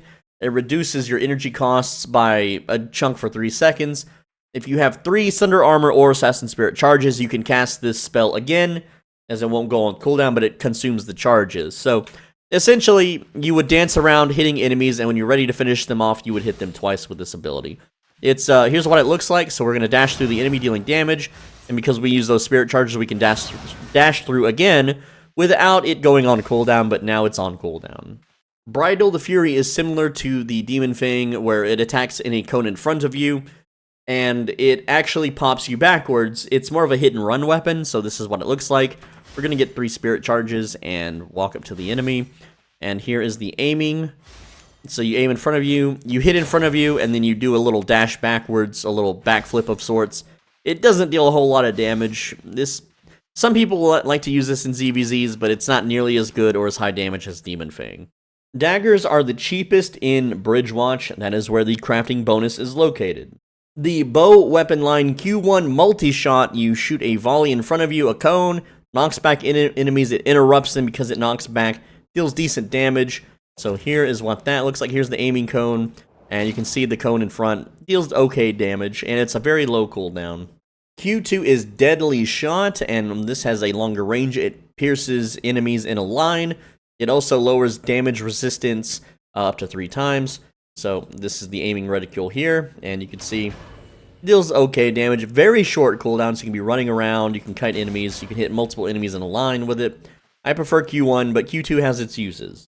Q3 is Poisoned Arrow. This shoots a single target with poison damage. You can stack this 3 times. So when we select a target, and we can then cast Q, you shoot a little green arrow with some poison on it. You can stack this 3 times. You have to consistently stack it, otherwise the debuff will fall off on the enemy if you aren't. And it deals okay damage. It's not really comparable to the others, but it's good for 1v1s. W1 is Ray of Light. This shoots an arrow in the sky. It lands in an AoE. It roots targets, deals huge damage. And this is the range on it. This is the circle of damage, so you can see it's a pretty useful spell. This used to be the last spell you would unlock on bows, but they changed it. Now it's the first. W2 is Frost Shot. Now this shoots an ice arrow. It also jumps you backwards. It slows enemies. It's a repositioning weapon, so it's a very short area, but it does pop you backwards, and as a bow user, you want to stay at range anyway, so it's very useful for movement. You can, if you're running in one direction, you can shoot this behind you and continue running in that direction. W3 is Speed Shot. This hits the enemy with an arrow, increases your move speed and your auto attack speed for 5 seconds. This is what it looks like. You just shoot a red arrow, and now you can run faster, and you can auto attack a little bit faster than before. W4 is Explosive Arrows, and this is a passive buff on yourself. The next 10 arrows, which means any spell that you cast, any auto attack, will deal a magical explosion around the enemies. So when you cast this, you just get a little buff, and you have some fire underneath your feet, and then when you attack, the arrow explodes, hitting things around it. I'm not sure why it's not hitting this target dummy. There it goes. It's kind of buggy, I guess, sometimes. But this triggers off of any bow ability whatsoever that deals damage. Passive 1 is Slow Poison. This is a 10% slow against players, 40% slow against mobs. Passive 2 is Energetic. You restore 10 energy per auto attack. Passive 3 is Piercing Arrows. This decreases enemy defense by 1.9%, stacks up to 4 times. So, pretty decent. Passive 4 is Auto Attack Speed. 5 auto attacks. Increases your auto attack speed by 35% for 5 seconds. The bow's E spell is Enchanted Quiver. This gives you auto attack speed and a huge boost to auto attack damage. However, if the enemy player is within 6 meters, which is very close, it will reduce that auto attack damage by quite a bit. You can recast this and get 4 more arrows. And so what you want to do is shoot down to 2 arrows and then use the second part of the ability to get 4 more. This is what it looks like. We enchanted the quiver, and 1, 2, 3, 4, dash, and then shoot the remaining arrows. And it's very high damage. As long as you keep enemies out of this little circle here around you, you're good to go. Longbow's E spell is Rain of Arrows. This deals damage while channeling, and it's a pretty big AoE circle here, and you just channel arrows, they fall from the sky. The damage is very nice, and the damage comes out quick. It's not something people are going to dodge. This thing really hurts in ZVZs. Warbow's E is Magic Arrow. This deals damage based on how far away the enemy is, or how much time has passed since the arrow has been airborne. It deals less damage to players than it does mobs, but it's still pretty good. You just shoot a magic arrow, it hits enemies, and you don't have to be super duper far away. That dealt 1,200 damage, but if I get a little bit closer, you'll notice that the damage is only 862. So you want to shoot this from a range. The Whispering Bow's E spell is Undead Arrows. This increases your auto attack range and speed and deals magic damage, but it decreases your defense by 20%. Very risky to use in PvP, but this thing has the longest auto attack range in the game, and it does huge damage with the right build. It's one of my favorite weapons for shooting at a range, and this is what the arrows look like. This is the range you can expect, and yeah, the damage is way up there. Especially if you hit them with every arrow. With the right build, you can shoot arrows incredibly fast, and you can just melt people's health bars. I love this weapon. It's my favorite weapon in the whole game. The Wailing Bow E spell is Demon Arrow. The more enemies you pierce, the more you deal, up to 4 pierces. So this is what it looks like, and I'm going to be real with you. This weapon sucks. This weapon sucks even in ZVZs, but you can see, piercing 3 targets, we dealt 1,384 damage. Even with the right build and fully buffed, and with an 8.4 excellent weapon, I have yet to ever kill anyone with this in a faction fight. And a lot of people come to faction fights massively undergeared, like 4.1, 4.2, 5.1, and this still will not kill them. I don't know what's going on, but this weapon sucks. Bow of Badon E is Raging Storm. This deals magic damage while they're in the circle. It silences enemies, it interrupts spell casting. If they leave the area, they will continue to take magic damage. And this is the aiming reticule. This is what it looks like. It's just a lightning stormy arrow with rain clouds. And it deals okay damage. It's really annoying to stand in the pile. It's really annoying as a spellcaster. And because you can shoot this from range, it's just really nice to have all around. The Mist Piercer E is Loosened Hawk. You can shoot a magical hawk, and it pierces in a line, dealing damage. You can cast this 4 times. This is what it's like. You cast the spell, and then you can reposition. You can cast it a few more times. There's 2, 3, and you can see the damage is high if you land every hit, and it hits in a line, so it's pretty useful. With the right build, you can shoot these very quickly, and recharge your cooldowns and shoot another volley very quickly. It's a powerful weapon, but it's hard to land hits when enemies are dodging and weaving around. Also, this basically does the same thing that Wailing Bow does, just tremendously triple times better. Like, Wailing Bow needs a rework or something. Bows are cheapest in Limhurst. That is where the crafting bonus is located. Now, for the crossbow weapon line, we have Auto Fire, which deals damage while channeling. The last attack will explode, dealing more damage to the targets around it. So it looks like this. And it's pretty good damage. It comes out fast. It's annoying to be shot by this for sure. Q2 is Explosive Bolt. This shoots a AoE circle damage on the ground. Now, this has technically the highest DPS in the game for AoE explosions due to the low cooldown and a passive, which we'll discuss later, but it looks like this. And 680 damage, that's pretty good. And you can spam the hell out of this, even more so with the passive, which I'll show off in a bit. W1 is knockback shot. This will knock back the target. Also, if you hit this, it reduces your cast time and increases your auto attack speed by a whopping 50%. Now, this ability combos with certain weapons in the crossbow tree very well, but this is what it looks like. You just shoot an aimed attack, and the first target it hits will be knocked back. Deals an okay amount of damage, not too much. Cooldown's pretty low, too. W2 is Sunder Shot. This reduces the enemy's armor or defenses based on how much health they are missing. So the more health they are missing, the less it will reduce. So you want to shoot higher health targets with this. It deals good damage, and the armor shred is very high on this. You simply select the target and you will shoot them. So at 10 stacks, that is 100 damage resistance, making it one of the highest armor shred single target attacks in the game. W3 is Caltrops, and this shoots a little AoE circle on the ground, and if enemies step on this, they are slowed. It deals damage, and if the trap activates, it increases your movement speed. So you can use this to chase or run away from targets by shooting animals and critters or players as you chase or run away from them. Very, very useful. Very low cooldown. W4 is Noise Eraser. Now, this shoots in a target direction. It will silence for a significant amount of time and deal high damage, physical damage. So this is what it looks like to aim, and then when you fire, you shoot a purple bolt, and it will silence the target, which target dummies can't be silenced because they can't talk. But it will silence for a significant amount of time, allowing you to combo it up. Passive one is Forceful Bolts. Every 3 auto attacks, you could knock back the enemy target with an auto attack by a significant distance. Passive 2 is Well Prepared and one of the more powerful passives in the game. Every 4 spells, you reset the ability of your first slot ability. So what this means is you can cast your armor abilities and your other spells, and you can double cast your Q spell. So we have 1 stack, 2 stack, 3 stack. Now watch, I can shoot a Q spell twice in a row. Bang, bang. Look at that, 1,360 damage within a second in a big AoE circle. This thing is absolutely amazing. Passive 3 is Energetic. This restores 7 energy per auto attack. Passive 4 is Furious. After 5 spellcasts, you increase your damage by 10%. This is rarely used on a few crossbow builds, and that's about it. Crossbow's E is Snipe Shot, and this has a decent range, a huge amount of damage. It does have a charge up time, a cast time, and this is what it looks like. You select a target, you will draw a line between them and you, and then you fire off a huge damage bolt. This thing can combo so many different ways with so many different builds. You can fire this off very quickly. There's a lot of potential here, but the enemy will absolutely see it coming and react accordingly if they have any defensives. This thing is the most telegraphed attack in the entire game.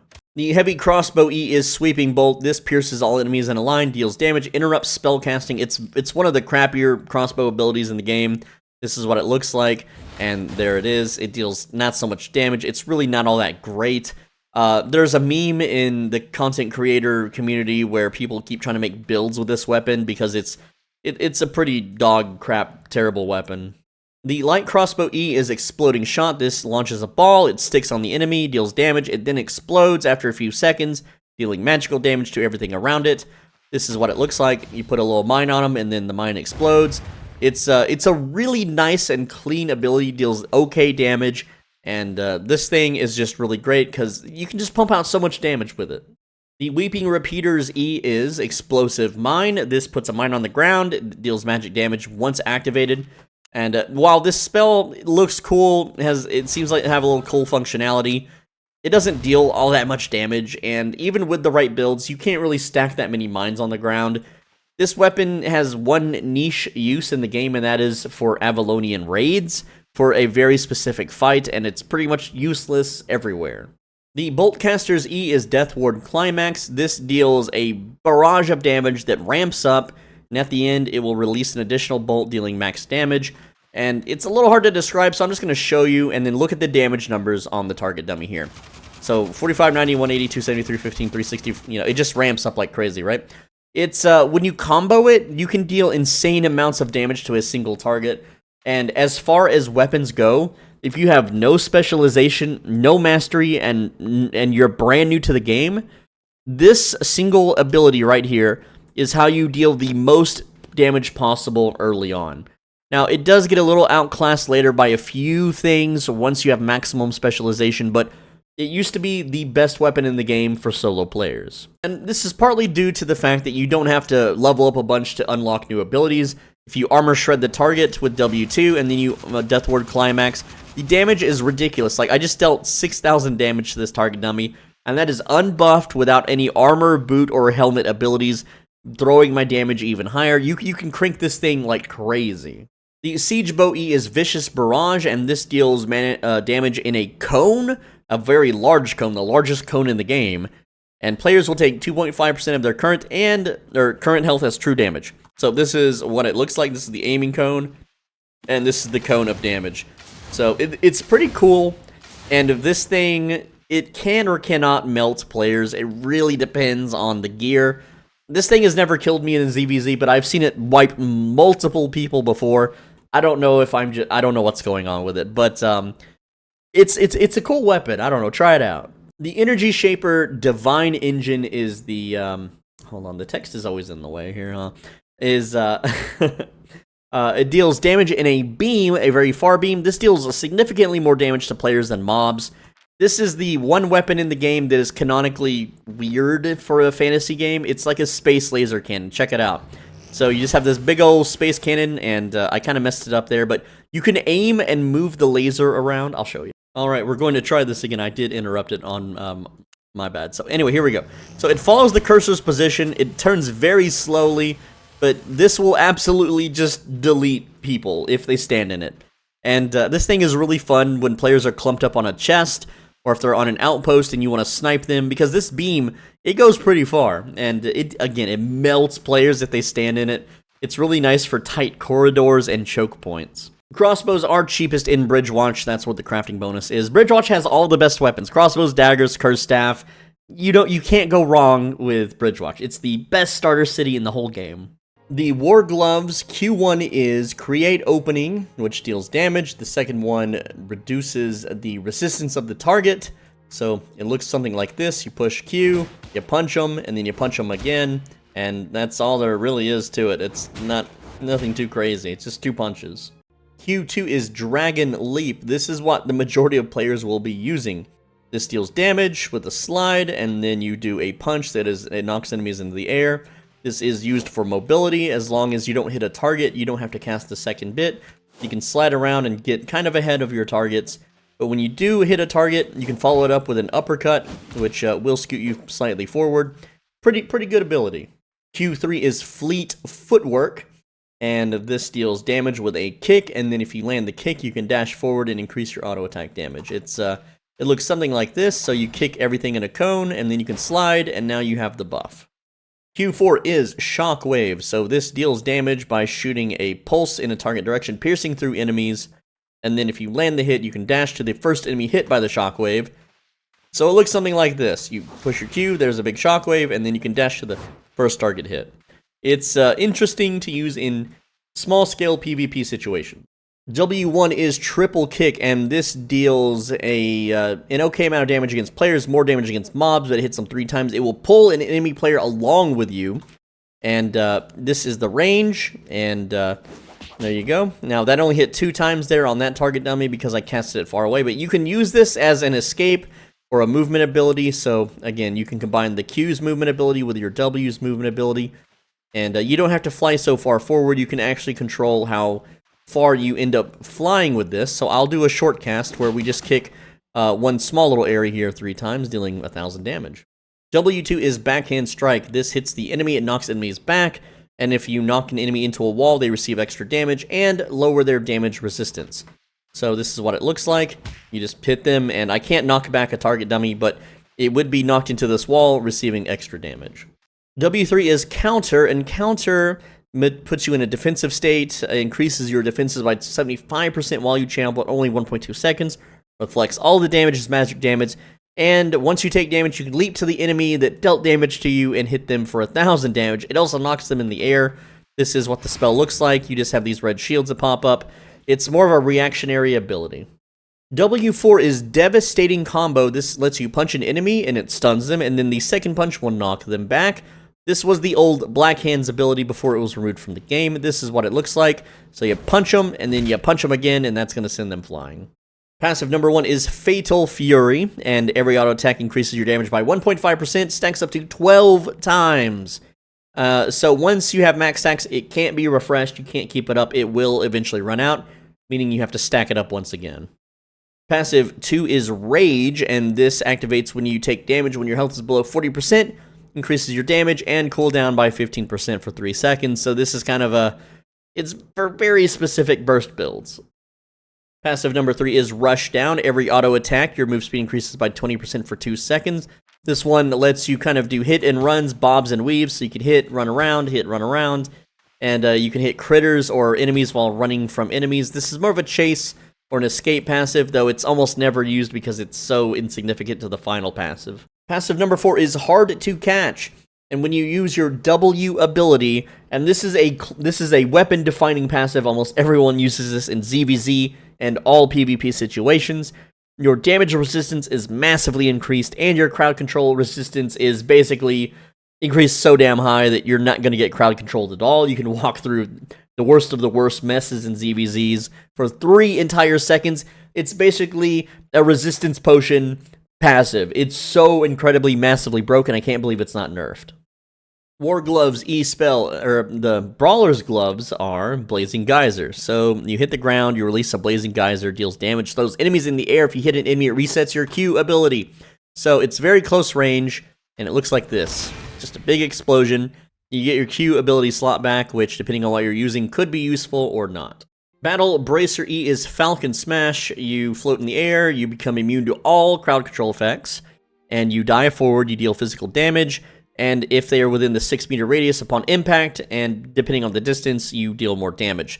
So, you float in the air, and then you can choose where to land, which I was a little too slow there, but you saw it for a second. I'll do it again. So here's what it looks like. There's our aiming reticule. You dive, and you can use this as a movement ability. So with Battle Bracers, you have 3 movement abilities. You have the Dragon Leap, the Triple Kick, and then your E-Spell. So you can really be hyper-mobile, escape, or chase down targets. The Spiked Gauntlet E is Gravitational Collapse, and this will deal more damage to mobs or people wearing plate armor, and less damage to people wearing cloth armor. It also has a slow based on how much armor they're wearing, so plate armor is slowed more than cloth armor. Now, if an enemy is hit by this, they become immune to other spells of the same thing for 1 second, so you can't have like 20 people all cast this at once and kill everybody in the room. That's just not how it works. So this is the aiming reticule, and it's a pretty big cone. It's a pretty big damage hit to the target dummies, which are counted as mobs or plate wearers. So again, it comes out fast, it deals big damage. It's pretty darn useful in ZVZs for hurting the enemy tanks. The Earthsign Mauler's 100 Striking Fists deals damage while channeling, and the longer the enemy stands in the channel, the more damage they will take. At the end of the channel, they will explode. So this is the aiming reticule, and this is what it looks like. You can kind of swivel the aim around as you punch, and then after a bit, they will explode, taking even more damage. Hellfire Hands is Infernal Boulder. This deals damage. It bounces 3 times.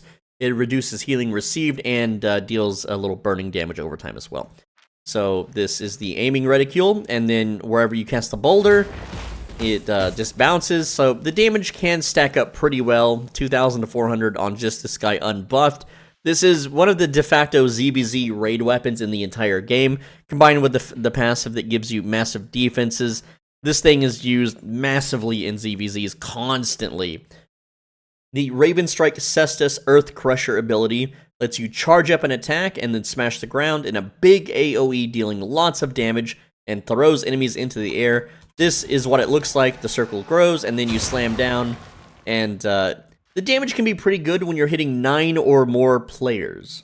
The Fists of Avalon Purifying Combination has a dive kick. You leap in, you're immune to crowd control effects until you impact.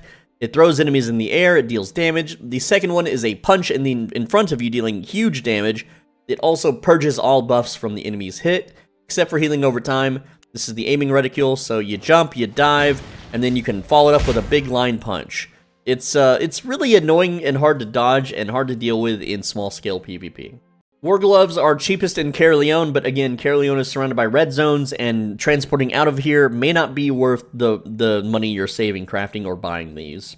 So the hammer weapon line is they've got new skills. This one is Powerful Swing. This is new to the game, and you deal damage in a cone in front of you. You also do like a little step forward before you swing. It will knock back enemy mobs, and if an enemy has crowd control effects on them, like slow, stun, sleep, etc., you deal bonus damage to them. So this is what the skill looks like. You just take a little dash forward and do a cone swing in front of you. And so here's the aim reticule. There it is again. We did a little cone attack. And I'm going to crowd control these two and then show you the damage. So we deal 492 plus 251 for 743 total. It's not bad. It feels pretty good. Q2 is Threatening Strike. This just deals damage. It also increases the threat generation by a large amount, making this a tank weapon. So again, this just hits a single enemy, very low cooldown. You can run around while you swing, and the damage isn't bad for single target. Q3 is Iron Breaker. This swings your damage in a circle on the ground, deals more damage to mobs and players. It lowers damage resistance, and it breaks shields. So this is what it looks like. It's a little circle on the ground. You can just smash the ground there. And it's got a 5-second cooldown, which kind of sucks, but you know, shredding armor, hitting multiple enemies, and it hits pretty hard. It's not bad. W1 is Seismic Tremor, and this is another new ability to the game, and you slam your hammer repeatedly, and it does more and more damage while channeling. So this is a very interesting skill. This is the range on it, and you can just, again, slam, it's big slam. 1,400 damage, not bad for a W ability. W2 is Slowing Charge. This dashes you forward, it deals damage, it slows the enemy. This is really annoying to deal with in PvP, but this is the range, this is what it looks like, and the dash itself is a little slow and awkward, but it slows the enemy, and yeah, it's annoying in the mists. W3 is Power Geyser. This hits the ground, releases a geyser, throws enemies in the air, it deals damage. It's you can cast them from far away. It's just the water pump off the ground that you see the wizards cast in the Earth Daughter dungeons. W4 is Knockout. This puts the target to sleep for a good amount of time if it's a player, even longer against the mob. It deals damage, but if you hit them, they wake up. So it's just a little crowd control. You just put them to sleep, and there you go. W5 is Inertia Ring, and this creates a big slowing circle if enemies pass through it. They are slowed by 90%. This is what it looks like. It's a big slowing circle. This thing is really annoying in ZVZs, and yeah, it's like a little donut. Passive number 1 is Stunning Strike. After 5 auto attacks, you stun the target for a very short amount of time. Passive number 2 is Energetic. You auto attack, you receive 10 energy. Simple. Passive number 3 is Life Leech. 15% of the damage the enemy has lost is given to you, so when you hit them, I'm hitting for 128 and I'm healing for 20 HP. Passive number 4 is Dread-Laden Fighting. Every 4 auto attacks increases the duration of crowd control effects by 50% for 2 seconds. So you auto attack the enemy. Once you get this buff active, you crowd control them, and there you go. The hammer's E attack is Earth Shatter. You deal physical damage to all enemies and you stun them in an area. So this is what it looks like. Just a big circle, and this stuns everybody. Very basic ability. The Great Hammer's E attack is Tackle. You dash forward, you knock enemies back, and you stun them, and you deal damage. So it's another kind of dash attack. This is what it looks like. You dash through, they're stunned, they're knocked back. Pretty basic. The Pole Hammer's E attack is Groundbreaker. You split the earth, you deal damage. Enemies in the center of the split will be stunned for a significant amount of time, and this is the aim. This is what it looks like. It's just a little thing on the ground. It's a really ugly animation, I think. Very basic. Tomb Hammer is Grasp of the Undead. This summons a hand that grabs people, it stuns them, it deals damage, higher damage. The circle's kind of small, but you can still hit multiple targets, so it's just a little stun ranged attack. The Forge Hammer's E is Giant Steps. You grow to a giant size, you increase your armor, magic resistance, your auto attack range, you slow enemies around you. You can do a giant slam, giant smash attack that throws enemies into the air. This thing is very versatile. Here's what it looks like. So we grow big, we got this slowing circle, we can slam the enemy every few seconds. We get, you know, the cooldown reduced, there we go. So pretty cool stuff, and very useful and scary to fight against. Ground Pound is the Grove Keeper E spell. You leap, you're immune to damage, crowd control until you land. You stun all enemies, you increase your damage resistance for 6 seconds upon landing. This thing has a big AoE here. This is what it looks like. but it's kind of outdated. People don't really use this anymore in any content at all. It's just, there's better alternatives these days. Hand of Justice E is Onslaught. This will spin in a target direction. It pulls enemies with you, hitting them and stunning them, and then you smash your hammer, dealing damage. Obviously, I can't pull the target dummies with me, but this is kind of what it looks like.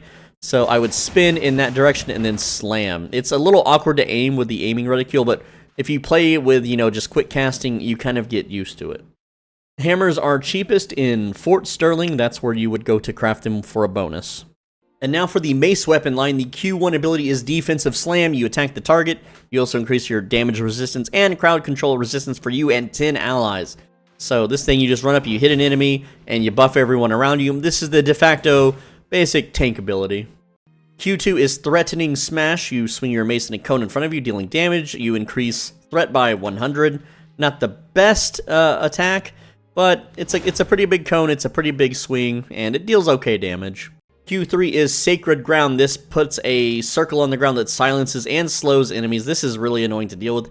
Very short range, but you cast this on the ground, and enemies have to step out of this to be able to cast abilities and to not be slowed. So when there's a bunch of these on the ground, things just get really annoying to fight.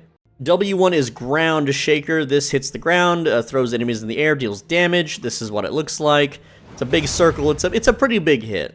W2 is Snare Charge. This leaps forward, deals damage, roots enemies, and interrupts spell casting. This is what it looks like. You can jump and then root all the enemies in the circle there. W3 is Guard Rune. This makes a guard rune on the ground, increases damage resistance for allies and yourself, makes them immune to forced movement effects and stuns. So this is what it looks like. You can cast this on the ground, and now everyone can't be stunned. They're protected. They're a little more defensive than normal. Pretty damn useful in ZVZ fights.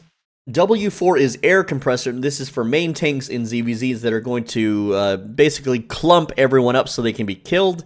This will pull everyone in a circle towards the tank, and it also increases threat for PvE, but whatever. So this is what it looks like. Everyone gets sucked into the middle where the tank would be. I can't alter the position of the target dummy, though. Passive number 1 is Stunning Strike, so when you do 5 auto attacks, you stun the enemy for a very short amount of time. Passive number 2 is Energetic, and each auto attack restores 11 energy. Passive number 3 is Life Leech. 15% of the health that you deal to the enemy is restored, so I hit for 167, I heal for 26. Passive number 4, Dread-Laden Fighting. Every 4 auto attacks increases the duration of your crowd control effects by 50%. So you would auto attack, get the buff, cast your crowd controls, and there you go. The Mace E ability is Deep Leap. You leap towards the target area. You can't be crowd control, debuffed, or damaged until you land. You deal damage, you slow all enemies in the area, and if you land close enough, you will stun them. So this is the range, and this is what it looks like. There we go. The Heavy Mace E is Battle Howl. You summon a circle that silences all enemies in it, and it purges buffs and increases threat. So these are massively used in ZVZs to just purge all the buffs. And it's a purple circle around you, and it's kind of spammable, 20-second cooldown. Doesn't really deal much damage. It deals some damage, but other than that, it's just a silence and purge that the tank will be using, jumping around the battlefield, purging and silencing. The Morningstar E is Gravitas, and it dashes in. You root enemies while you channel, and at the end of the channel, they remain rooted, but if you hit less than 3 players, the root doesn't last as long, and so this is what it looks like. So we're going to dash in, and then you cast it again, and then you channel, you hold them in, and then they remain rooted for a little bit afterwards. It's pretty cool, but I don't really see it used all that often. The Bedrock Mace is Force of Nature. You cast a really long line of like a knockback air thing. It knocks back enemies insanely far. Now, I can't knock back the target dummies, but I can show you how big it is. So, boom, you slam it. This thing will knock back enemies very far. If you hit them with the very tip of this rectangle, they will basically go 1.5 to 2 screens away. It is the most funniest thing. It's like you're just bowling through enemies. The Incubus Mace is Shrinking Curse. You lower the max and current health of the targets by 25% in a cone, and they reduce the healing by 40%. This is used in a like a duos combo with Blazing Staff to basically kill most targets. This is what it looks like. You can shrink everything down, reducing their max and current HP. Very powerful stuff in small-scale fighting.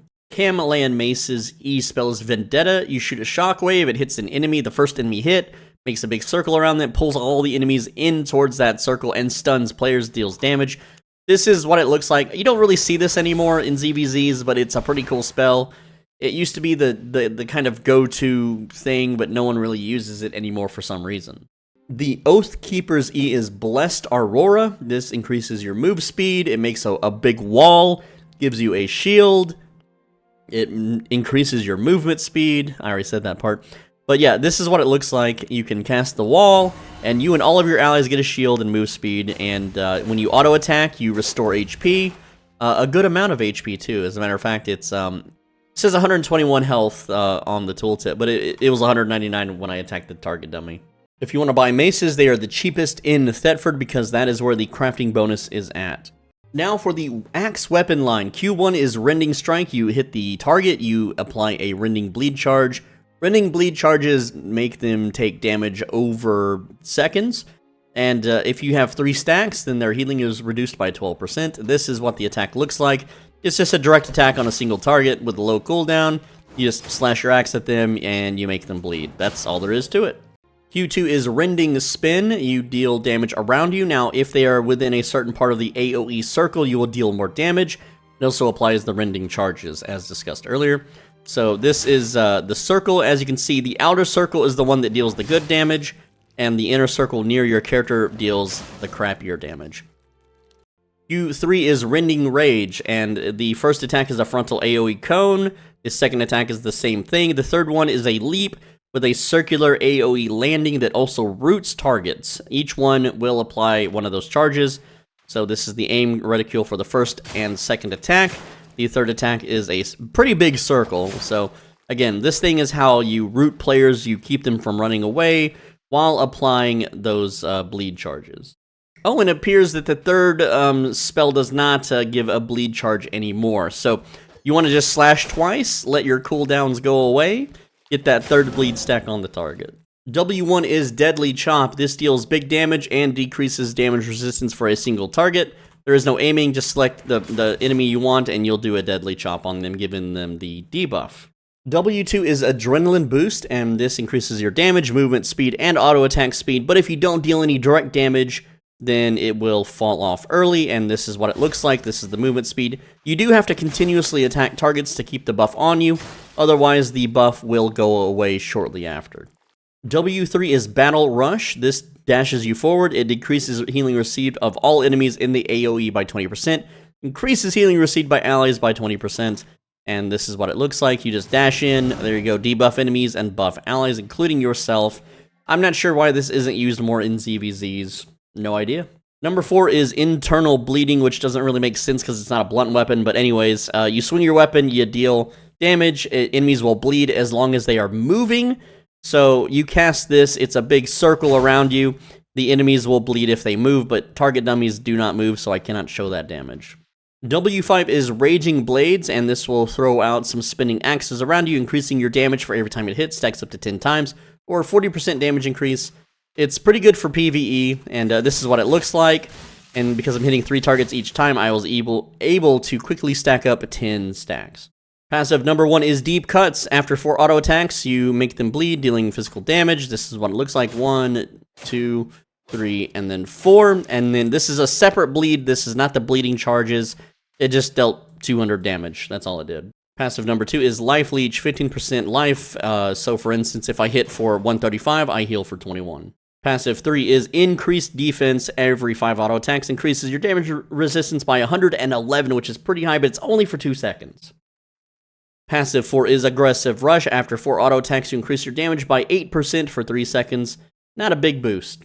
Battle Axe's E ability is Blood Bandit, so you throw your axe, and depending on how many charges are on the enemy, you deal more damage. And the second time you throw your axe, you deal less damage, but you heal depending on how many blood charges are on the enemy. So let's get some charges on these 2 guys here, and there we go. So we have 3 and 2, and if I throw the axe, that's the damage. If I throw it again, you'll see that I heal only the first hit, not all of the hits, unfortunately. Now, if you want, you don't have to throw that second axe because there is a lengthy cooldown.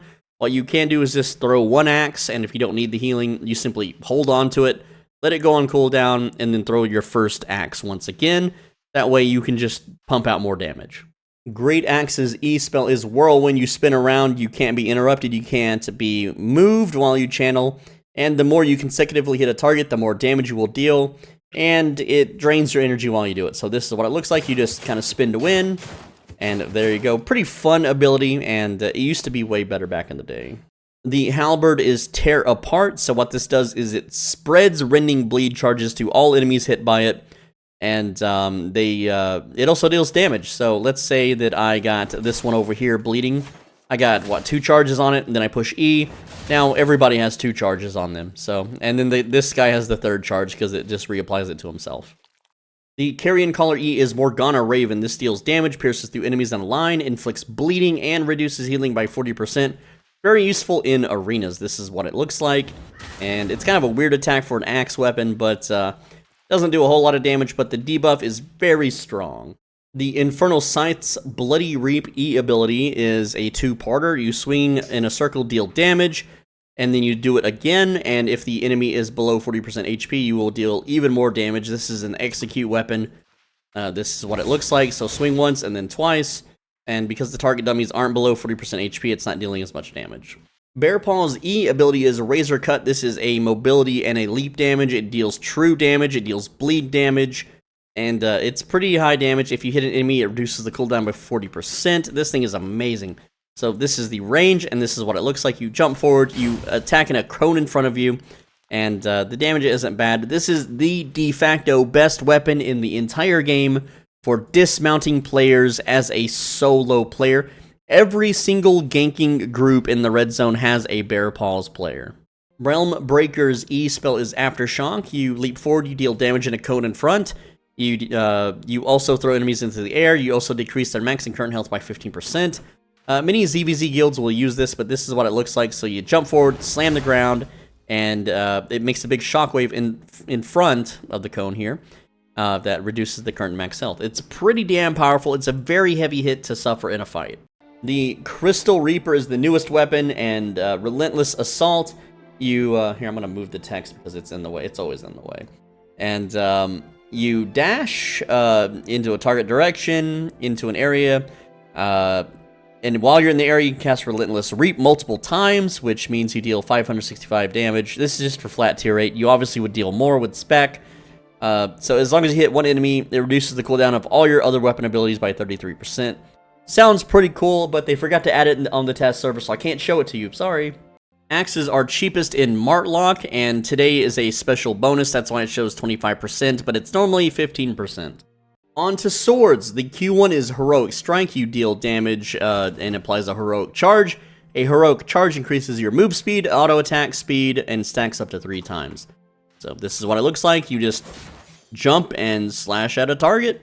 It's a little small hop forward. It's nice to catch up to opponents with this attack. The Q2 ability is Heroic Cleave. This attacks all around you, also applies heroic charges. So again, you just kind of spin around, and it doesn't deal as much damage as Q1, but you can hit multiple targets, making it a better choice in a not 1v1 situation.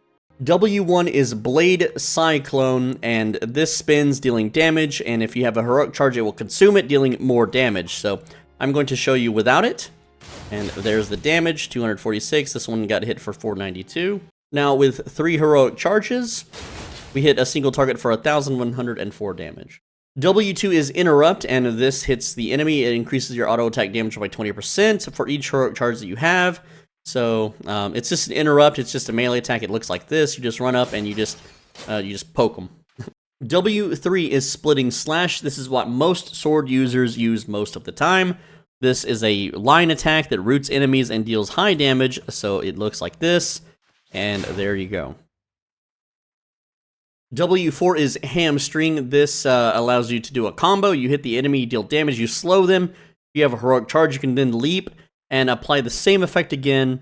And so I'm going to go ahead and get some heroic charges and then show you what this looks like. So here's Hamstring. We kick them, and then we jump and slash. And there you go. Also, if you just want to see the damage, it's not very high, 958. W5 is Parry Strike, and this is a defensive attack. It makes you immune to damage while you channel. You reflect all of the damage back as magic. and then you do a swipe around you for physical damage. So it looks like this. So you're parrying, and then you attack around you. So this is a very cool ability because it makes you immune to damage for 0.8 seconds, which is easier to time, and it reflects the damage. So if you're about to be executed or hit with a really big sniper attack, you pop this, and oh man, the enemy is going to be feeling it hard. W6 is Iron Will, and this used to be an early, unlock, and now it's the last unlock because it's so good for gathering. Increases your move speed, it gives you a heroic charge, it increases your defense by a huge amount, it gives you immunity to purges while active. And yeah, so you pop this, you pop your boots, you're not getting purged, you're getting away. Gatherers love this. Passive number 1 is Deep Cuts. On 4 auto attacks, you make the enemy bleed. Here's what it looks like: 1, 2, 3, and 4. So that's 102 and then 102 damage. Passive number 2 is Weakening. This means every auto attack you decrease the damage the enemy can deal by 2%. Stacks up to 5 times, so you can weaken the enemy by 10%. Passive 3 is Heroic Fighting. So every 4 auto attacks, you get a free heroic charge. This is what the majority of sword users use. Passive 4 is Increased Defense. After 5 auto attacks, you increase your damage resistance by a huge amount for 2 seconds. Broadsword's E ability is Mighty Blow. You leap towards the enemy, you interrupt spellcasting, you deal physical damage based on how many heroic charges you have. So let's show that off now. I'm just going to build up 3 heroic charges on the target dummy and then attack a separate dummy to show you the damage that a broadsword can do. We have 3 charges. Let's cast E, you jump, you slash. That was like 1,600 something damage. Dual Swords E is Spinning Blades. You leap into an area, you are immune to crowd control until you land.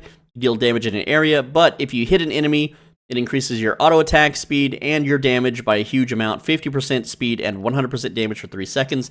This is the Sword Art Online Kirito weapon for sure. Look at this big radius, and look at this auto attack speed. You just start swinging like a madman. Huge DPS. Get that waifu, Asuna. Claymore's E is Charge. You deal more damage while you're charging. You're immune to damage and crowd control and debuffs while you're charging. And if the enemy isn't mounted, you stun them when you impact with them. It's alright. I'll show you what it looks like. So we're going to show you the damage real quick. The sword itself is really cool. A Claymore is just a really big sword. Look at that big boy. It just feels good to swing around, right? So when we charge, we just link up and slam into them, 1,486 damage. It's really nice as a gap closer. Clarence Blade E is Crescent Slash. Depending on how many heroic charges you have, it will do different effects. So 1 charge is slows, 2 is silence, and 3 is additional damage. So it will apply all 3 when you have the charges. So I'm going to go ahead and show you that now. So I didn't mean to attack that target dummy there, but whatever, that's fine. Let's see, that is 3 charges. Let's go ahead and hit him with the E spell, and that is 1,996. Because it's going to do damage regardless, but because of the 3rd charge, it does additional damage. So this is the de facto ZVZ go-to nuke weapon that a lot of the pro guilds are using. They're using this weapon and this ability right here to just absolutely destroy packs of players. Carving Sword's E spell is Fearless Strike. This dashes forward, cleaves through everything. It decreases the damage resistance based on your heroic charges. So it's an armor shred, it deals good damage, it's a mobility attack.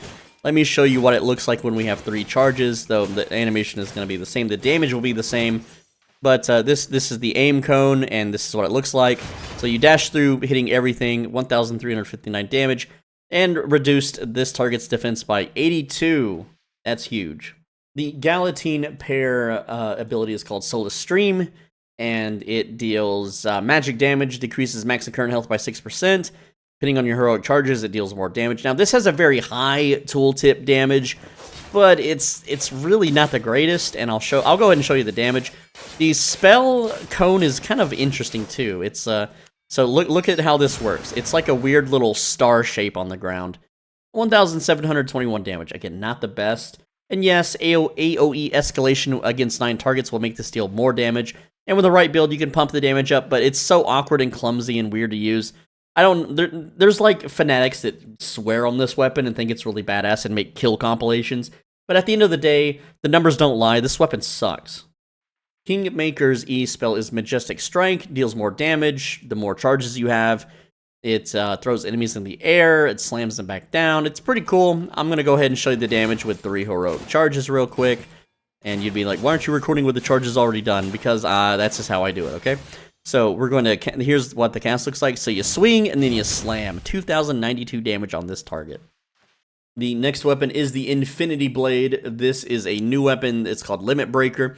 And it increases your move speed, increases your damage for the first part of the ability. The second ability makes you swipe your sword twice in a cone in front of you, dealing damage. And then if you have heroic charges, you silence enemies and deal even more damage. And let's see it in action here. So I'm going to get 3 heroic charges, and this is a one-handed weapon. Look at that. That's a one. I didn't know it was a one-handed weapon. Okay, it's brand new. Okay, so it's a one-handed weapon. Let's see it with a proper offhand this time. Let me wait on my cooldowns to get those 3 heroic charges built up, and then we're going to try this bad boy out. I have not seen this weapon yet. So there we go. 3 charges. We're going to push E. We're going to charge up, and then slash and slash. 1,524 damage. Let's try that again. All right, let's see if this was user error or if it just kind of sucks. So we're charging up, and then we cast again, and there we go. That's 2 hits, and that's with the charges active, so that does not hit very hard at all. It's cool looking, but it doesn't seem to be all that practical. Swords are cheapest in Limhurst. That is where the production bonus is located. And that is every single weapon in Albion Online. Leave a like, leave a comment, let me know what you think. And feel free to hit the description and use the timestamps to find the weapon that you want to learn. I can't include every individual weapon because YouTube limits how many chapters I can have. So you have to click the weapon type. So if you're looking for a fire staff, it's in the Pyromancer tree, etc., etc. Thank you so much again for watching. On the right side of your screen is a video you should absolutely click. If you don't click it, then it's going to rain when you have a full trash, and you can't take your trash out until the rain ends because you don't want to get wet.